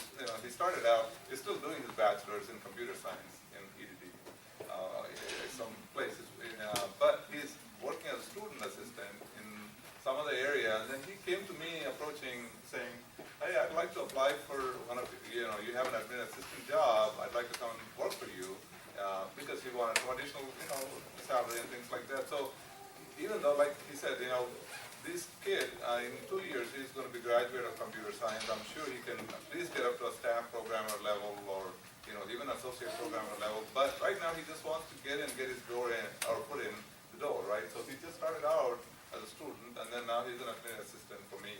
So, there's a way, once you get in, people realize your talent and recognize your talent, then there are opportunities within, and then hopefully you get promoted quickly. Thank you. So, Is the promotion a natural progression in your career, or is that they open a position at the next level? I mean, that wasn't clear. you still have to go through the process, but yeah. So you're not kind of progressing in your career. The next level is it again a opening that would I guess post and people would apply to it? Yeah, sometimes it's just internal only, so in that sense, you get the edge in being inside. But if it's an open public, then yeah, you compete with others, but you definitely have the edge, right? So is one the normal way? I guess I'm just curious how progression happens over time. Mostly, yes, sometimes they do have internal postings here. Who should apply? This will answer all your questions. Applicant must have a current list eligibility, which means all of you, once you finish this session, go home and take the exam, your name will be put on a list. So you will be eligible. I'll talk a little bit about what rank you have to get. So for this particular job, anybody from outside can apply as long as they have passed the exam, internal and outside, both. Internal people also has to follow the same process external people are going for this job. But very seldom you do see internal only here. That you can't apply. I think what she's trying to ask is, if she is, ready for upward mobility, does she have to compete? I think that's her question. Her question is yes, she has to complete in the same process as this. She has to take the exam, be in the list, whatever the job she is competing, and competing with the internal people and external people together. I can give another, so there is such a thing called promotion in place opportunity, which is very rare in the sense that you are at an associate level, let's say, and you're doing job, a higher level, at the higher level like staff or senior level. It depends on your manager, of course, and your executives to say, yeah, this person's really, walking on water, right? So in that sense, there is something called a promotion in place opportunity, but that's very rare, where you get promoted within that same position. But it's 90% or even more. I think it's all about, you're competing again for the next level, but you definitely have the edge because you've been proven, or people know you that you've done well, and so there is definitely the advantage, right? Being in there and applying for the next level. So there are salary ranges, right, for all the positions. Right. So once you hit that range, the higher limit, what happens then, right? Because you are stuck if you're not getting promotion. Right? Exactly. Yeah, That's what he's saying. Apply as a you're stuck in that unless you get the promotion. That's you start out at the low, and then every year you get the 5% increase, but then you're stuck at that top spec, and that's it, unless you get the promotion. Yeah.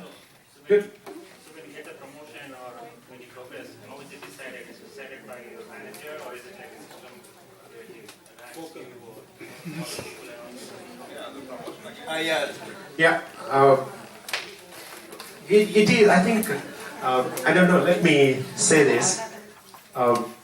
Let's address the majority cases. Yes, as Abdul said, we do have on-the-job promotion, not even 1% or 0.5%. I don't think so we can spend more of our time on investigating on the 0.5%. Let's focus on majority. Most of the jobs are open. For you, as a non-state employee, and the state employee too. You both are going to compete for that job. When you are inside, as I mentioned at the beginning, and this is true for any place, not just for a state. If a person is working in Intel and there is a job Intel and there is already people working 5 years in Intel and he is ready for that job, and I'm coming from somewhere out and I'm applying, and the guy who worked already 5 years applied for the same job, is going to get it. Chances are the person inside is going to get it. I got to be diplomatically right because there is a recording going on here, right? So, and if it is that case for Intel, why not for state? Does it make sense? Okay, good. I'm going to quickly, yes, as Abdul Garu was saying, those are exception cases we do have. But as I said, I was focusing at one place. I think I moved somewhere. Okay, yeah. Your focus should be this one. List eligibility. If you want to remember something out of this session, if a job is list eligible, open, then you can apply. But you are going to compete with others too. Okay? So I'm going to quickly go through because we have another 15-20 minutes here. I shortlisted by job classification how many positions are out there right now. And it is in alphabetical order. We have 4 administrative assistant positions right now open for applying. If you can scroll through, you will see so many. If you are in a finance, associate budget analyst, if you know how to do the budgets. So put your common sense to that one and start searching for it. You know, spending a day on this website will give you much better idea. And I'm just scrolling through how many jobs are out there right now for one of the classifications. I don't know whether I can touch. If any of you are senior executives here, we can certainly talk, Abdul and I, after this event. There is a thing called career executive assignments. So those are just like private sector jobs. Hire and fire in one day. Yeah, the acronym is career ending abruptly also. So CES stands for that too. Yeah, that's another. Career ending abruptly. Right? Yeah, but the positive side is, this is a career executive assignment. A senior director from Intel wants to be joining the state, he can join in that category. And the dollars are also flexible there. You can make 150 or so. Sometimes it is flexible. It is not following the typical state civil service process. The CEAs are off track of the civil service process. And the other word probably you may be hearing more, state civil service. All the other jobs fall under state civil service. You do have unions and all those, but not for these ones. Okay, I'm going to quickly go and go to the next session of showing the exams. Are we clear before I can say again? You have to spend all your time getting the duty statement from every job. If you don't have the duty statement, approach them. Okay? So what I do now, I'm going to jump into another session before I'm making. I let one of our keynote speakers.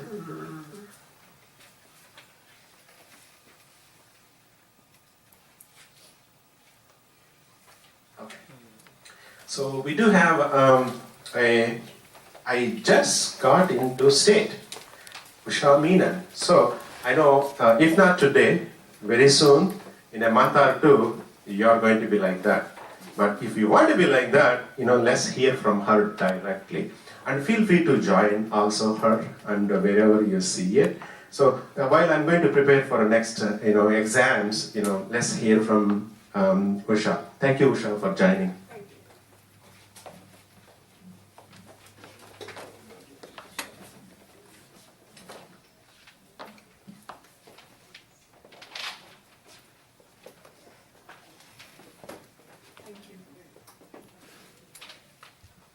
Good afternoon, everybody. I'll just be telling you about my experience going through this process of applying for a state job and my struggles. Basically, I was working for corporate for 11 years, and from the past 4 years, I was not working because I had come here on an L1B visa, and because my L1B visa got expired, I couldn't continue with my job because my company asked me to go back to India to continue. So then my husband was here, so I couldn't go back. So I dropped that idea and I continued here. So once I got my green card, I started applying for corporate jobs. I was in Kansas, then I moved to Connecticut, and finally I reached here to California. When I was in the other states, I tried applying for jobs, but always the reply that I got was, because I had a gap, they wouldn't consider me, even though I was qualified. Because they would get back to me and say that your resume is perfect, but the moment I would say I've not been working for X number of years, they would tell me, oh, we'll get back to you soon. That was my struggle. So when I came to California last July, I met several of my husband's friends and their wives who told me that California, you can at least get into a state job, if not a corporate job. Initially, I was not very keen on getting into a state job because I have always been working in corporate, and like the excitement or the fast pace was like I liked it. So when finally I thought I should give it a try. It's better than sitting at home whole day.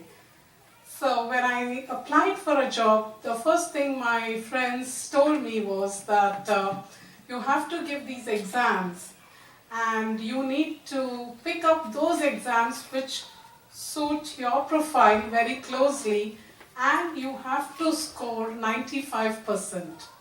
If you get anything less than 95%, you wouldn't be considered, because unless they do not get anybody within that range. So my first challenge was, I gave 2 exams. One was an associate systems analyst and another was a staff information system analyst. And I scored for both, luckily 95% I got, so I thought, okay, I crossed one step. But the second step was even more difficult because applying for a job in itself was a full-time job. It took not 8 hours, it took 10 hours, 12 hours. And initially I made a lot of mistakes. Actually, you all are very lucky, you all have Chalam and Abdul to guide you through this. But even though I had some friends, they just would give me some tips here and there that you need to do this, you need to do that.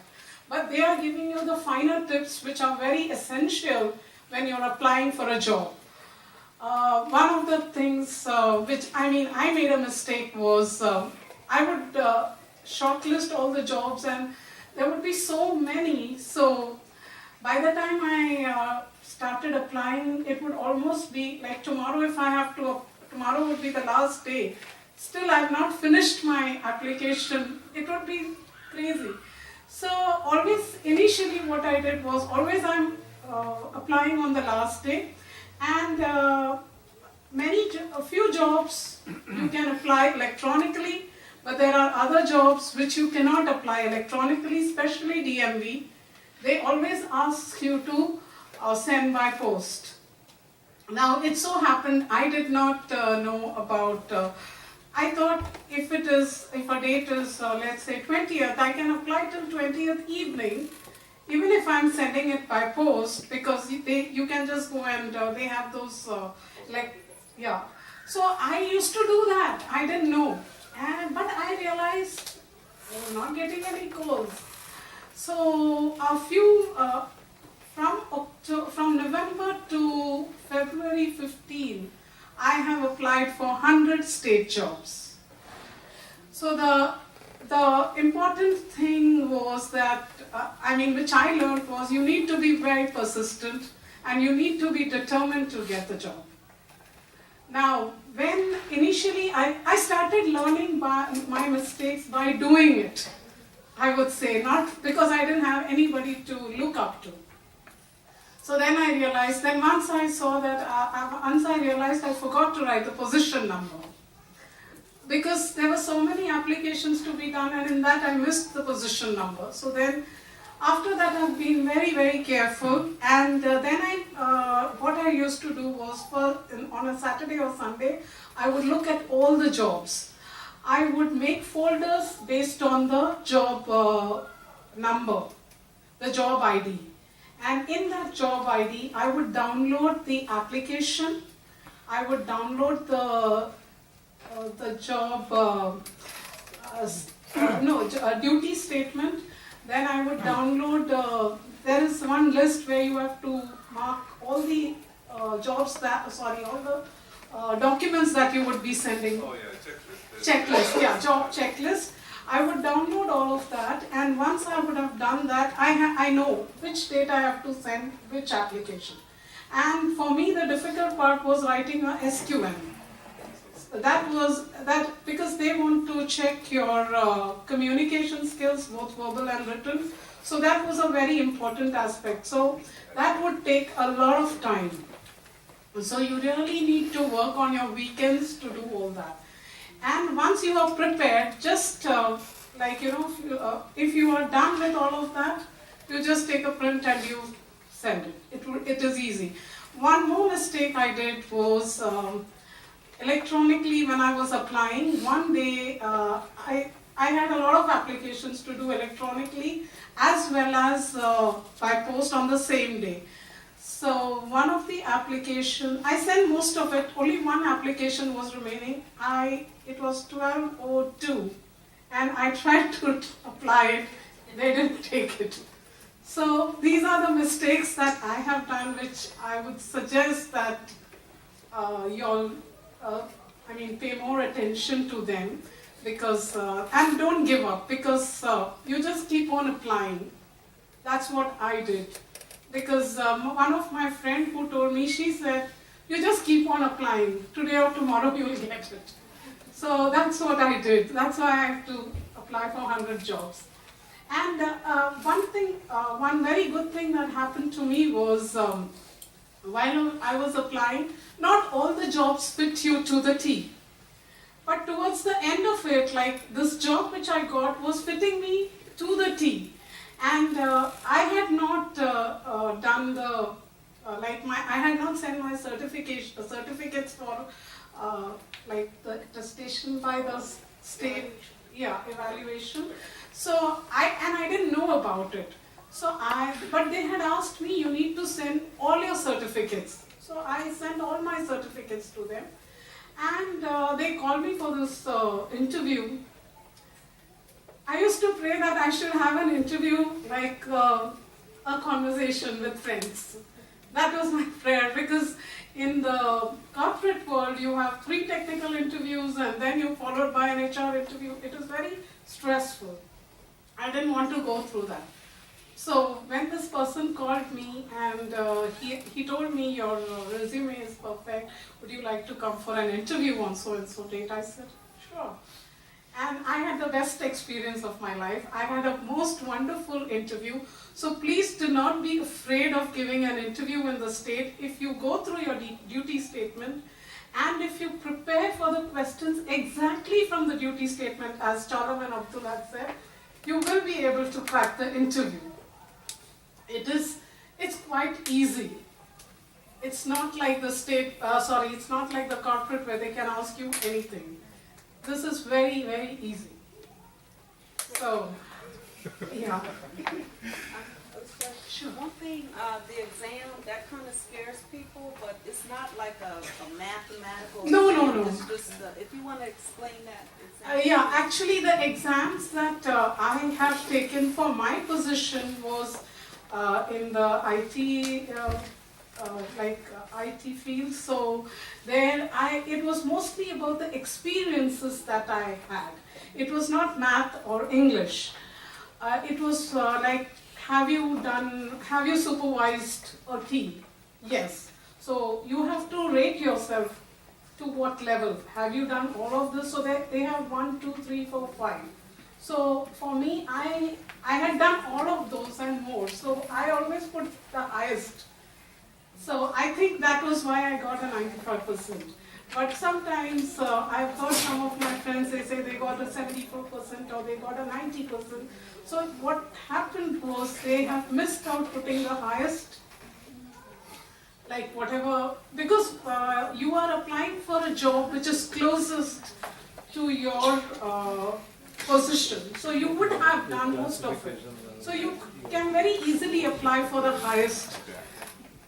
Yeah. I'll share a tip there just quickly. Those exams are tricky in a way that they'll ask you the similar question. Let's say that exam probably has 50 or 70 questions. You'll see this question start come up. Let's say in the beginning of the exam, right? So maybe fifth or sixth question. That similar type of question comes or in a different way towards the middle or the end. And if you answered it differently in the first section, and then, so the algorithm, I think, is looking for some kind of consistency between how you answered, the first section versus the second or third sections. So that's where people go wrong. You say something there, and you say something different here, and that scoring just completely goes off, and you're like in 70 or 80% instead of 90, 95%. So consistency when you're doing this exam is also Yeah. No, there's no time. No. So it's however long you want to take it. I don't think there are any Yeah, times, there was no time except frame. for I think one or two classifications. I'll show some of them. Yeah, like mostly they don't have any time. Yeah. Sure. Can you just tell me something about like statement of qualification, how many pages or like? It should be only one page, and usually whenever I have written a statement of qualification, it should be in font Arial with font size 12, and it should only be one pages, not more than one pages, and not more than one page, and it should tell your experience. You should be able to clearly state your. They would have asked some questions. Yeah, they sometimes ask like 4 questions and Yeah. you have to put it in one page. Right. Well, Yes. it depends on the classification. If it be one or two pages, Arial or a different font. If they don't say a font, Yeah. Yeah. this is another trick. So they say definitely ballpoint font, right? But then they may not say Arial or anything. You can use Tahoma or you can Yeah. use whatever Yeah. you want to fit it into 2 pages. Right. The key thing is to fit it into 1 or 2 pages. Whatever they say, Right. you have to fit it in. All right. The second question I would like to ask is like, do you need to modify your resume? I mean, the way you're getting the job. Do you need to really modify, update to just make sure that they can pick up the particular words and terms? That's what in outside corporate world it works.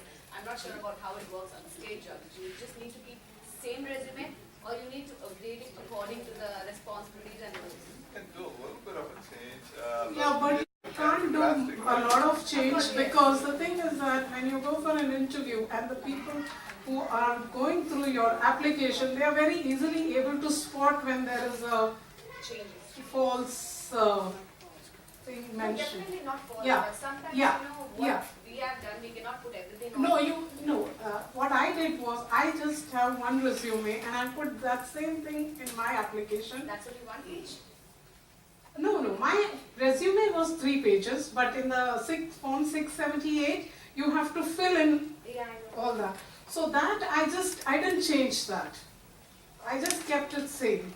You don't need to keep like one single page when you upload the resume. You can keep it a lot. Yeah, my resume, I also send my resume of 3 pages for whichever job I have applied for.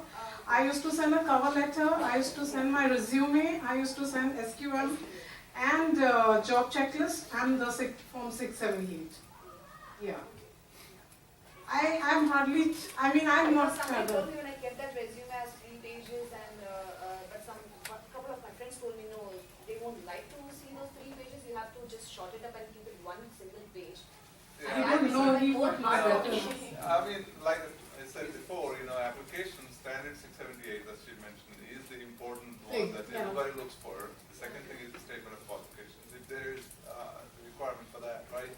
Resume, it's not as critical as the Yeah. application and the SOQ. So Because I'll tell you what happened when I went for the interview. They didn't have my resume with them.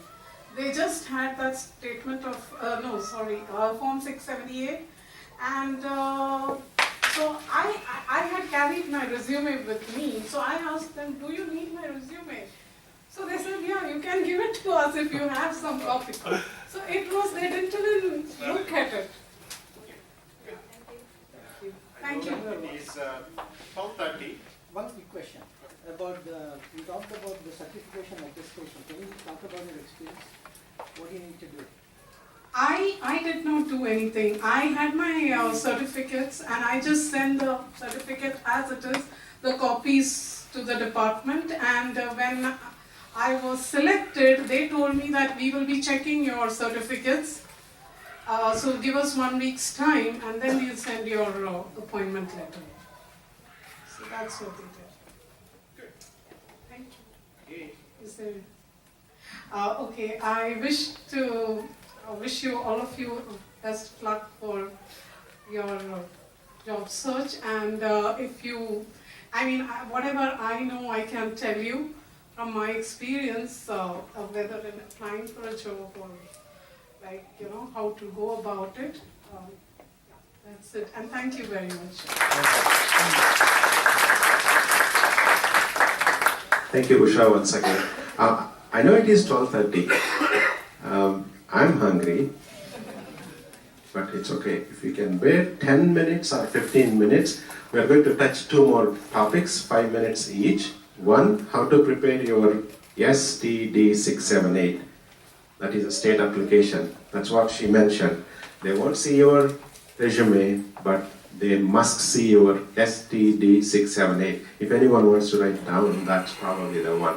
If you are applying for a state job without the STD678, don't bother about expecting any calls from state. We will not even look into your application. On the top left, STD678. I'll show you quickly.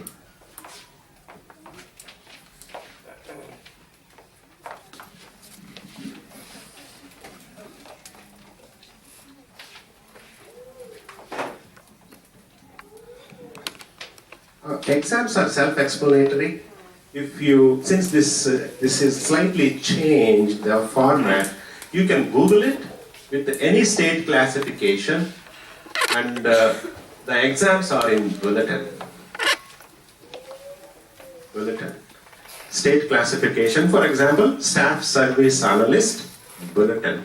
Once you type that one, you will find a URL to get into this one. Spend some time. I'm talking about exams. Before we talked about how to find jobs and how to find duty statements and all those. Exams are very important. So if you scroll through, this job is, I saw quite a few hands raised for IT. I picked the Associate Information Systems Analyst. It is not an entry-level job for state, but somewhere at the mid-low. And that's the salary. Final filing date, you don't have to worry about all those. I'm just scrolling through where to apply. This is for exam, not for jobs applying for the State Department. Read through, click here for an official copy. Again, we are at the bulletin. Click here and it is going to open it up, the actual job bulletin. And I'm going to blow this a little bit more so you all can see it. Very critical. I know I'm saying everything is very critical, but these are the things. Permanent full-time, permanent part-time, permanent intermittent, limited term. Please apply for all. Don't open yourself for any specific county. You are statewide. I know 95% of the jobs are in Sacramento, so you won't go wrong. You will be somewhere here and around. So read through this, equal employment opportunity, drug-free, and who should apply. It is very similar. And the final filing dates, not to worry about. Special testing, if you need American Disabled Act kind of special testings, you can ask for it. And I'm scrolling. You can spend time, and I do have these URLs links in your soft copy. If you want a quick and work with the MCF, they will circulate all this information. People were asking, who is eligible? What is the minimum qualifications? 1 year of experience in California state service. I know most of you may not have a California state service. That's okay. Or 1 year of progressive, responsible, analytical experience in performing various or variety of information technology systems. I think most of you may qualify for that. Only 1 year. If not, option 3. Complete of at least 60 semester units or 90 quarter units. Without any experience, students can qualify these jobs. Are we clear? If you are not in any of these 3, it's very hard to get a job. You have to qualify one of those. It is so happen, they won't check these 3 at the beginning. You can apply, you're good, your resume speaks great, and the hiring manager will call you for interview, and they will interview, you do very well, they'll offer you a job, and you will ask for higher up, you can't ask for higher up or minimum, and you can offer you a job, you go to HR, the first thing they'll ask you, you said your certificates and eligibility and verification. These are the ones they check. If you fail, all the work you have done, gone waste. So please check this first, the minimum qualifications. Okay. Even you're not qualifying, you can still take the exam. System is not going to stop you. It's on you, right? Don't blame state. Okay? So yes, you're right, they should verify this first, but they are not. Okay? That is very important. I'm going to show you the exam. I'm slowly scrolling down for the, you have different classifications here, and they can go through again. Most of them are at the entry level, you don't even need 60 credit, 60 semester units. You only need a 23 semester units for one level below the job. So most of the students are entitled, eligible for state jobs. Okay? I'm going to kick the exam, that's important, I know. Click here to preview training and experience evaluation. This is nothing but exam. A sample. I got to say the word at the end, sample. Okay? Let's do together, all of us. This is an IT job, so non-IT people, please bear with us, but yours is also exactly the same. This is all the format for any state exam. It may be slightly changed. As Usha said, they won't ask you too much technical questions. They want to assess you. Do you have these skills? Right? Let's all of us read the question. Can you zoom in a little bit, if it's possible? Okay, thank you, ma'am. Right, section 1.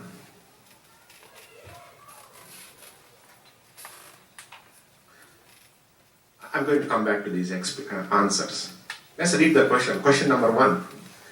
Analyze system issues and or problems, including their effect and cause, to ensure any problems in the information systems. Right? It's a general statement. What they are saying is, if there is a problem, how do you analyze that problem? This is IT 1. Right? So now your answer is, yes, I have experience. I'm going to blow a little bit more. Yes, I have experience, 0 to 6 months, or 2 years, 2 to 3, or over 3. So you're going to pick something, right? So that one, in addition, one of the following. Yes, you have that experience. That experience is the answering this question. I have analyzing the system issues. System issues, since it is an IT job, most of the people who are working, even you are a student, when you are helping your professor or your friend or colleague, anything you are analyzing any problem is a problem analyzing. Put your perspective in that way also. So, yes, I have done that. I have extensive knowledge, or substantial knowledge, or moderate knowledge. So, in a scoring perspective, we don't know how this program works. Hearing from people like Usha or some other recently scored state employees. If you take everything into consideration, everything means it doesn't have to be a job. Even at the project or at the school, even at the voluntary, anywhere, when you are volunteering, there is a problem, how you are analyzing that problem. Of course, it is IT related, right? So all those into consideration. When you are answering any of these, usually you score high. If you say you have more years experience, usually you score high, right? Likewise, you have a 60 to 70 statements. Those statements are nothing but questions. You have to answer for each of them in such a way, yes, for this statement, I have experience this many years. The top you pick, the calculation comes to the more score. The score means, even if you pick everything top, you get 95%. And you pick some, I have a moderate knowledge, I have a limited knowledge, you may score 90%. For some questions you may pick, I have no knowledge, you are being honest on that. One or two, so you score 85. 95, 90, 85. If you are in these groups, 95 is rank 1, 90 is rank 2, 85 is rank 3. If you are in these three, you are eligible for state job. If you are in 80 rank 4, you are not going to be called for interview. There is a process. There is things called clearing the rank 1 and rank 2. It is very hectic. Not many people are going to do, because in rank 1, as you said, you score 95, and like her, they have several thousand people. If rank 4 person has to get eligibility, there should be no one in the 1,000 people saying, I don't like this job. Everybody should be saying, I'm not interested in that job. Do you expect anybody can say that? I'm not interested in this job. So it's very hard to clear the ranks. Anyway, so 95, 90, 85, answering these questions. I heard people saying the actual exam is also very similar to this. Very similar. So, like, there's also the consideration of, disabled veterans and military. Some of those, they do get an additional point or score. So sometimes you see, 100% for, disabled veterans and people like that, right? So they are in the rank 1. So now 95 becomes rank 2. So you just have to think, as long as you're in the 95, 90 percentage, in that rank, those ranks, I think you're eligible for applying for the job. They kept different. So now they changed it? They changed it. For veterans and disabled and all those, they have a separate rank system. Oh, okay. So we're all good now. Together. It used to be together. It was painful. I know. Since it is not applicable for all of you, I'm not going to spend time there. So this is exam. This is the exam. Okay? Okay? I'm going to show you the application. What is that STD 678? I think with that I'm going to pause, open for questions, and adjourn the session. Okay, my next one is, likewise, again, please do remember the bulletin, take the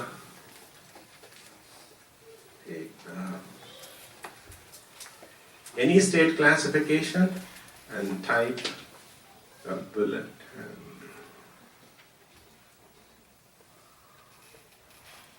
Yeah, this one. I know, I just want to stress. Only through this you can go to exams. You have to find for each state classification. Somebody was asking, do we have to take exam for each classification? They club for 1 or 2 classifications, 1 exam. The response is, yes, you have to take the exam. And this one is nothing to do with your resume, nothing to do with your SOP, statement of quality, whatever we said, nothing to do with it. Exam is very important. If you are not in those first 3, then you have to wait 6 months to retake. And if you are not doing anything after 12 months, that will expire. You have to retake. Remember, sometimes you think I took, but you didn't get the job opportunity, and you got the job opportunity on the 13th month. You won't get that job. So be patient. Every 12 months you have to retake those exams. Good. You can, as many times as possible. And there is no time limit, in the sense, you have to take in 30 minutes, you have to finish this, or 60 minutes, no. But try to finish in one sitting. That's always helpful. Okay. Any other questions while I'm picking the other one? So every 12 months or every 6 months? The exam. If you fail, if you are not in the first 3 ranks, 95, 90, 85, you are eligible to retake after 6 months. If you are in these ranks, 95, 90, 85, you still have to take after 12 months. It's going to expire after 12 months, that's all I want to say. What's the sequence? Do you do your application first, or do you take the exam first, or is it simultaneous? Application first. Yeah, that's what I'm going to create here. That's what I'm exactly here. I know we are explaining everything, but in terms of series, first you have to set whether you have any suitable jobs in state. The answer is yes, you do have suitable jobs in state. So creating your application, that's what they call CalCareer application. And it is important, you have to create and enter all the information. I did. Let me pull up my application.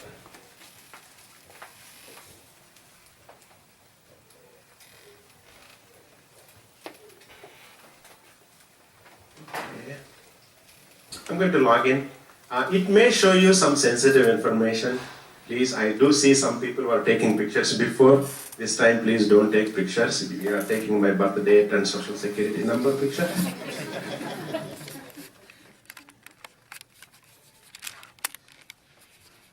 I created mine, but people who are going through, again, your main page is always calhr.ca.gov or jobs.ca.gov. You pick either way, calhr.ca.gov or jobs.ca.gov. And go through this. I'm not going to go through all the details. Cal account creation, job application, exam application. You will go step by step, each pane, and start entering the information. I'm going to directly jump into the most critical information, which is your exam. Exam application. This is under construction. Got it. It's a weekend. They're upgrading. Yeah. This is the place where you keep. Some people were asking, do I keep only one resume for all the jobs or multiple? I'm going to give an example of this one. It is under the, once you go, you understand, but I'm jumping directly into the application templates. So I have 3 templates I have created. One is, this is for IT people, and the same way for non-IT people, you can see, finance and accounting, they're very close. Accounting, dollar, payments, and budgeting, they're very close. So you can create 2 versions, and one has a more accounting knowledge and accounting words, and other one has more financial words. But the knowledge-wise, it is very close similarities. So this one is for one specific department job, and you have to enter all this information. They will ask you for the questions.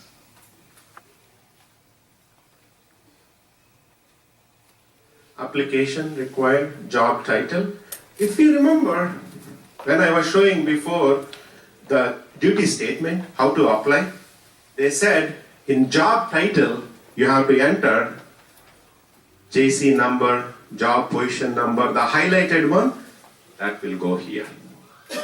If it is not going here, when you submit either online or printed, they won't figure it out which job you are applying.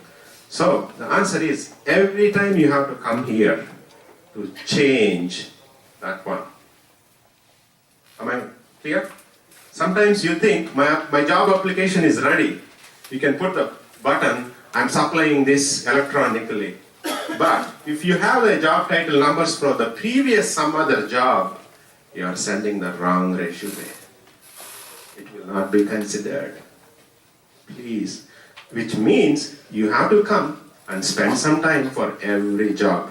I know the hard copy jobs were good old now. I think not many departments are going in that direction. Most of the departments are asking for electronic. The downside of electronic submission is You won't come here to change it to the current job you are applying. By mistake, you'll apply. It happened to my wife also recently. She applied and the department said, no, she didn't put the right job number. So they put aside. Okay? So very important, job title number. And I'm going to scroll. Eligibility. So this is the list eligibility. By default, it will pick for all of you. Even for me also, it is going to pick the same way if I am applying for one more job. And the general questions, it will ask you, enter the county. You can enter it. It's not a big thing. The driver's license number, you can enter it. But if you are applying for any transportation job or a driving kind of job, this is a must. And don't worry about which one is a must information, which one is not. Don't worry. But for every job, you read clearly, carefully how to apply section. For every job, they will tell you, you put a resume, don't put resume. You put something called statement of qualification, 1 page for 12 font, you don't put. They will tell you. So you're not going to miss it.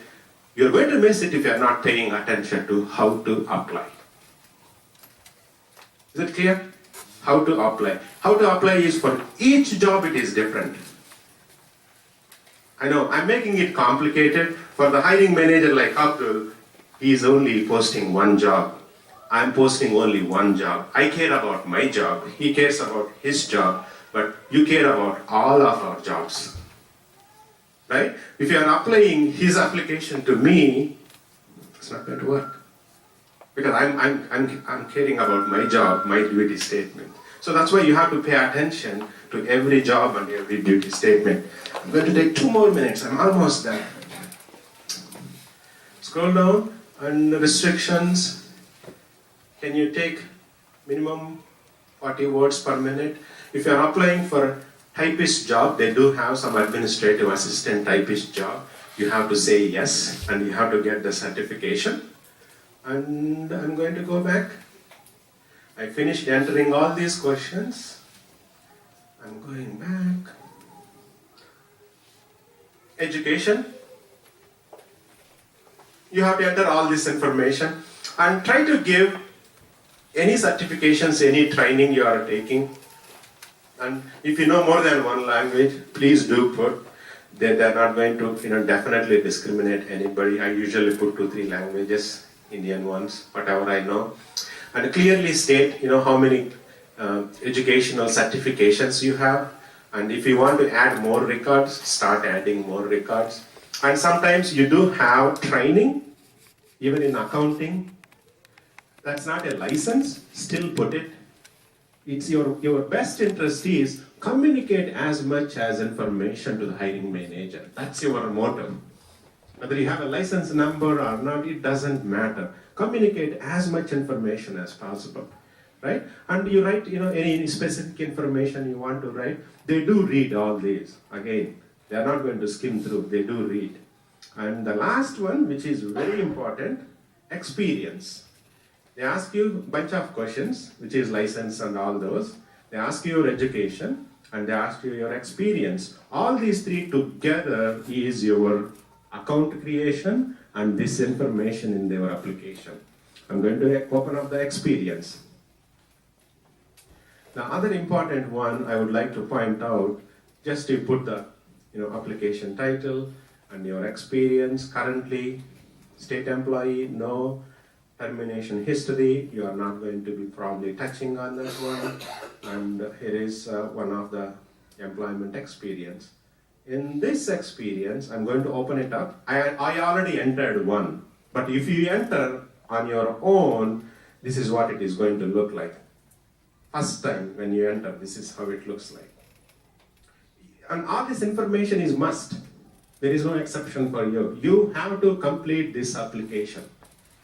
Because several departments are asking, apply electronically. No more paper. Unless you have your information, you can't apply. It's going to be half-filled application. Half-filled application is not being reviewed by the state management. I can tell you the reasons why we are finding a reason to eliminate the application. Try to be a full. So this is what it looks like for you. when you type all the information from date to date, job title, company, address. Again, please try to complete the information completely. I do see some people write address, like my house is 1755 Latherton, and I'll stop there, right? Which city? Where? Is it a complete zip code? We do pay attention to all those ones. The important one is supervisor name, number. This is the frequently asked questions for most of us. Can I enter my supervisor one? Absolutely, you can enter here. No one is going to call your supervisor.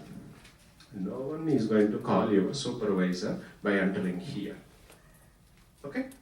They'll call you only the people whom you are going to give in the interview as a referral. Not these people. If you are not entering, that's a sign for us you are not willing to provide the information. Right? And you are not following the instructions. I take that way too. If you are not following the instructions, what I am asking, what is the guarantee tomorrow I'll give you a job, you are going to follow my instructions? Right? We are asking you to follow a few steps, you are not following it, and what is the guarantee you are going to follow my job instructions tomorrow? That's how I take it. Right? Okay, and this is the one about US citizen, those are all okay. 40 hours per work, and you can put your dollars, and they're not going to cross-verify it. Sometimes you may say more, you may say less, but if you're asking for higher above minimum, they'll ask you for paycheck. That you can't escape. Okay, duty statement. This is the important one. You can type 1,500 words, right? Important. 1,500 characters, right? So, important, when it will allow you to upload this into a PDF, based on every job duty statement, try to put first few lines, those attractive experience you have. If it is accounting specific, say more about accounting in those few words. If you have experience, if you don't, that's not your job, that's okay, pass on. Right? And on the IT side, BA and QA usually are interchangeable most of the time. If you are applying for QA, quality assurance tester job, try to have those in first few lines. Catch. And whatever you type here, that's the probably only one hiring manager is reading. Yeah, so this is where I mentioned earlier that, a lot of people write, please see resume attached or reference my resume or something like that. That really is a red flag or a trigger to managers to say, this person is not, they're kind of lazy in a way that they don't want to, get the information from their resume and looking at the duty statement, put the right words for what they've done as a duty performed. A lot of people, and that's one of the ways people just screen out, applications to say, someone says, see attached, that's it. I don't think people, at least, in my experience, all the managers, they just throw this application away on site. So. Yeah, so you guys heard that, right? People say, because you're attaching resume, you're asking manager to go and read your resume for this job. I said, I'm not. I rather expect you to do your job, which we are asking here. I know, don't take me negative. Take as a other way around. You sit in the manager's seat. Tomorrow, once they hire you, they're going to give you a job, right? That's when they see it. If you are not following the instructions, what is the guarantee? After I hire you, you are going to follow the same. Very simple analogy, right? Okay, so again, what I'm trying to say, you try to put all the 1,500 characters. When you export this, system will allow you to export. System is not exporting all 1,500. If you are typing, because once you type here in computer, you can scroll. But when it comes to the hiring manager, my assistants will print the copy and they will give me hard copy. Am I following? Right? You try to do that before submit. If I print this one, even though I'm applying electronically, how is my application is going to look like? The reason I'm saying, on the top, the general questions, enter your phone number and email. If you are not picking right, your printed copy will not have a phone number. How the hiring manager is going to reach you to schedule an interview? I felt several times, no, ask next one. So that's the only reason. I know some technical challenges, but our side we have to be ready. Even if you type there your phone number, there is a section for phone number. If you're not picking the leave voicemail, it's not going to print. I have to say something here. When the first time I filled this application, they tell you to write about what you have done in your past experiences. Like for each of my jobs, I had I had written everything. But when I took a printout, I saw that some of the lines were not to be seen. So then I had to go back and rewrite it so that when I took a printout, I obviously thought that they would take a printout and see, so it should be visible what I've written. It shouldn't be like cut, because otherwise if there is a long statement, it may be visible to you, like Charlie said, on the screen, but when you take a printout, half of it is not seen. So that is something which you need to take care. Yeah, I think it's a good point to just get it printed out before you submit it, just so you can see how it looks on the hard copy. You know, that way, just think about it from the hiring manager's perspective before you submit. Okay, so those are the main points. I know we did not cover the benefits, but we do have a couple of websites we can point you. But the main thing is what we covered. We are giving you all the information and some tips to find the jobs, to take the exam, prepare your resume, how to prepare your resume so that the hiring manager can pick up your resume and apply. Once you apply, one quick one, I think, even though Usha said it is a very pleasant interview experience, a tip you all can remember. And they'll give you 10 minutes, 15 minutes before the questions. I'm all hoping you all have jobs out there. Only thing is just find and apply in the right way by following this one. You will get an interview. Remember, start networking. Anybody is in your neighborhood who is working in state. Or friends, kids, parents. You have so many ways to find people. There are people. Because there are 200,000 people working there. Folsom has only 60,000 people, 70,000 people.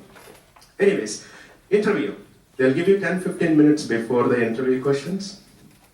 You can frame everything and write the answers on a piece of paper. Always take a notebook with you. Most of the times they'll give you white paper. And you can see the answers while answering the questions at the interview.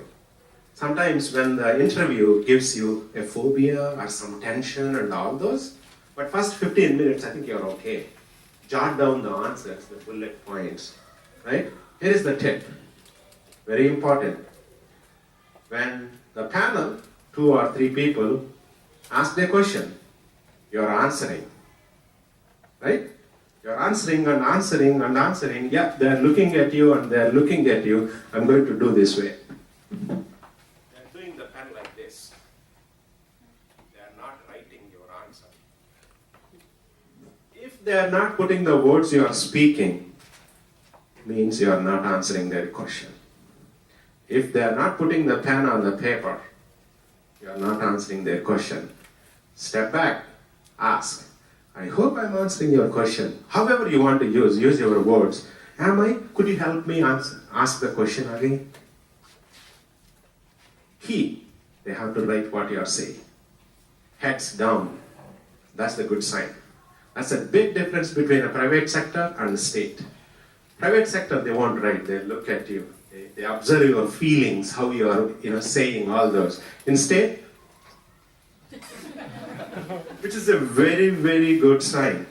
Remember. You can probably, okay, one yes. Yeah, just that's how they're using it to score, after you leave, right? They're scoring your answers, right? And the top scorer would be, of course, the candidate that they'll be picking for the job, right? So exactly right. I mean, you have to make sure that they're writing things down, what you're saying. Actually, they did not give me any time to prepare. Yeah, they just gave me the question on a paper, and they told me we'll be asking you questions from this. So they asked me, are you ready? And I didn't get time to read also. Sometimes they give yeah. 5 to 10 minutes, sometimes they don't.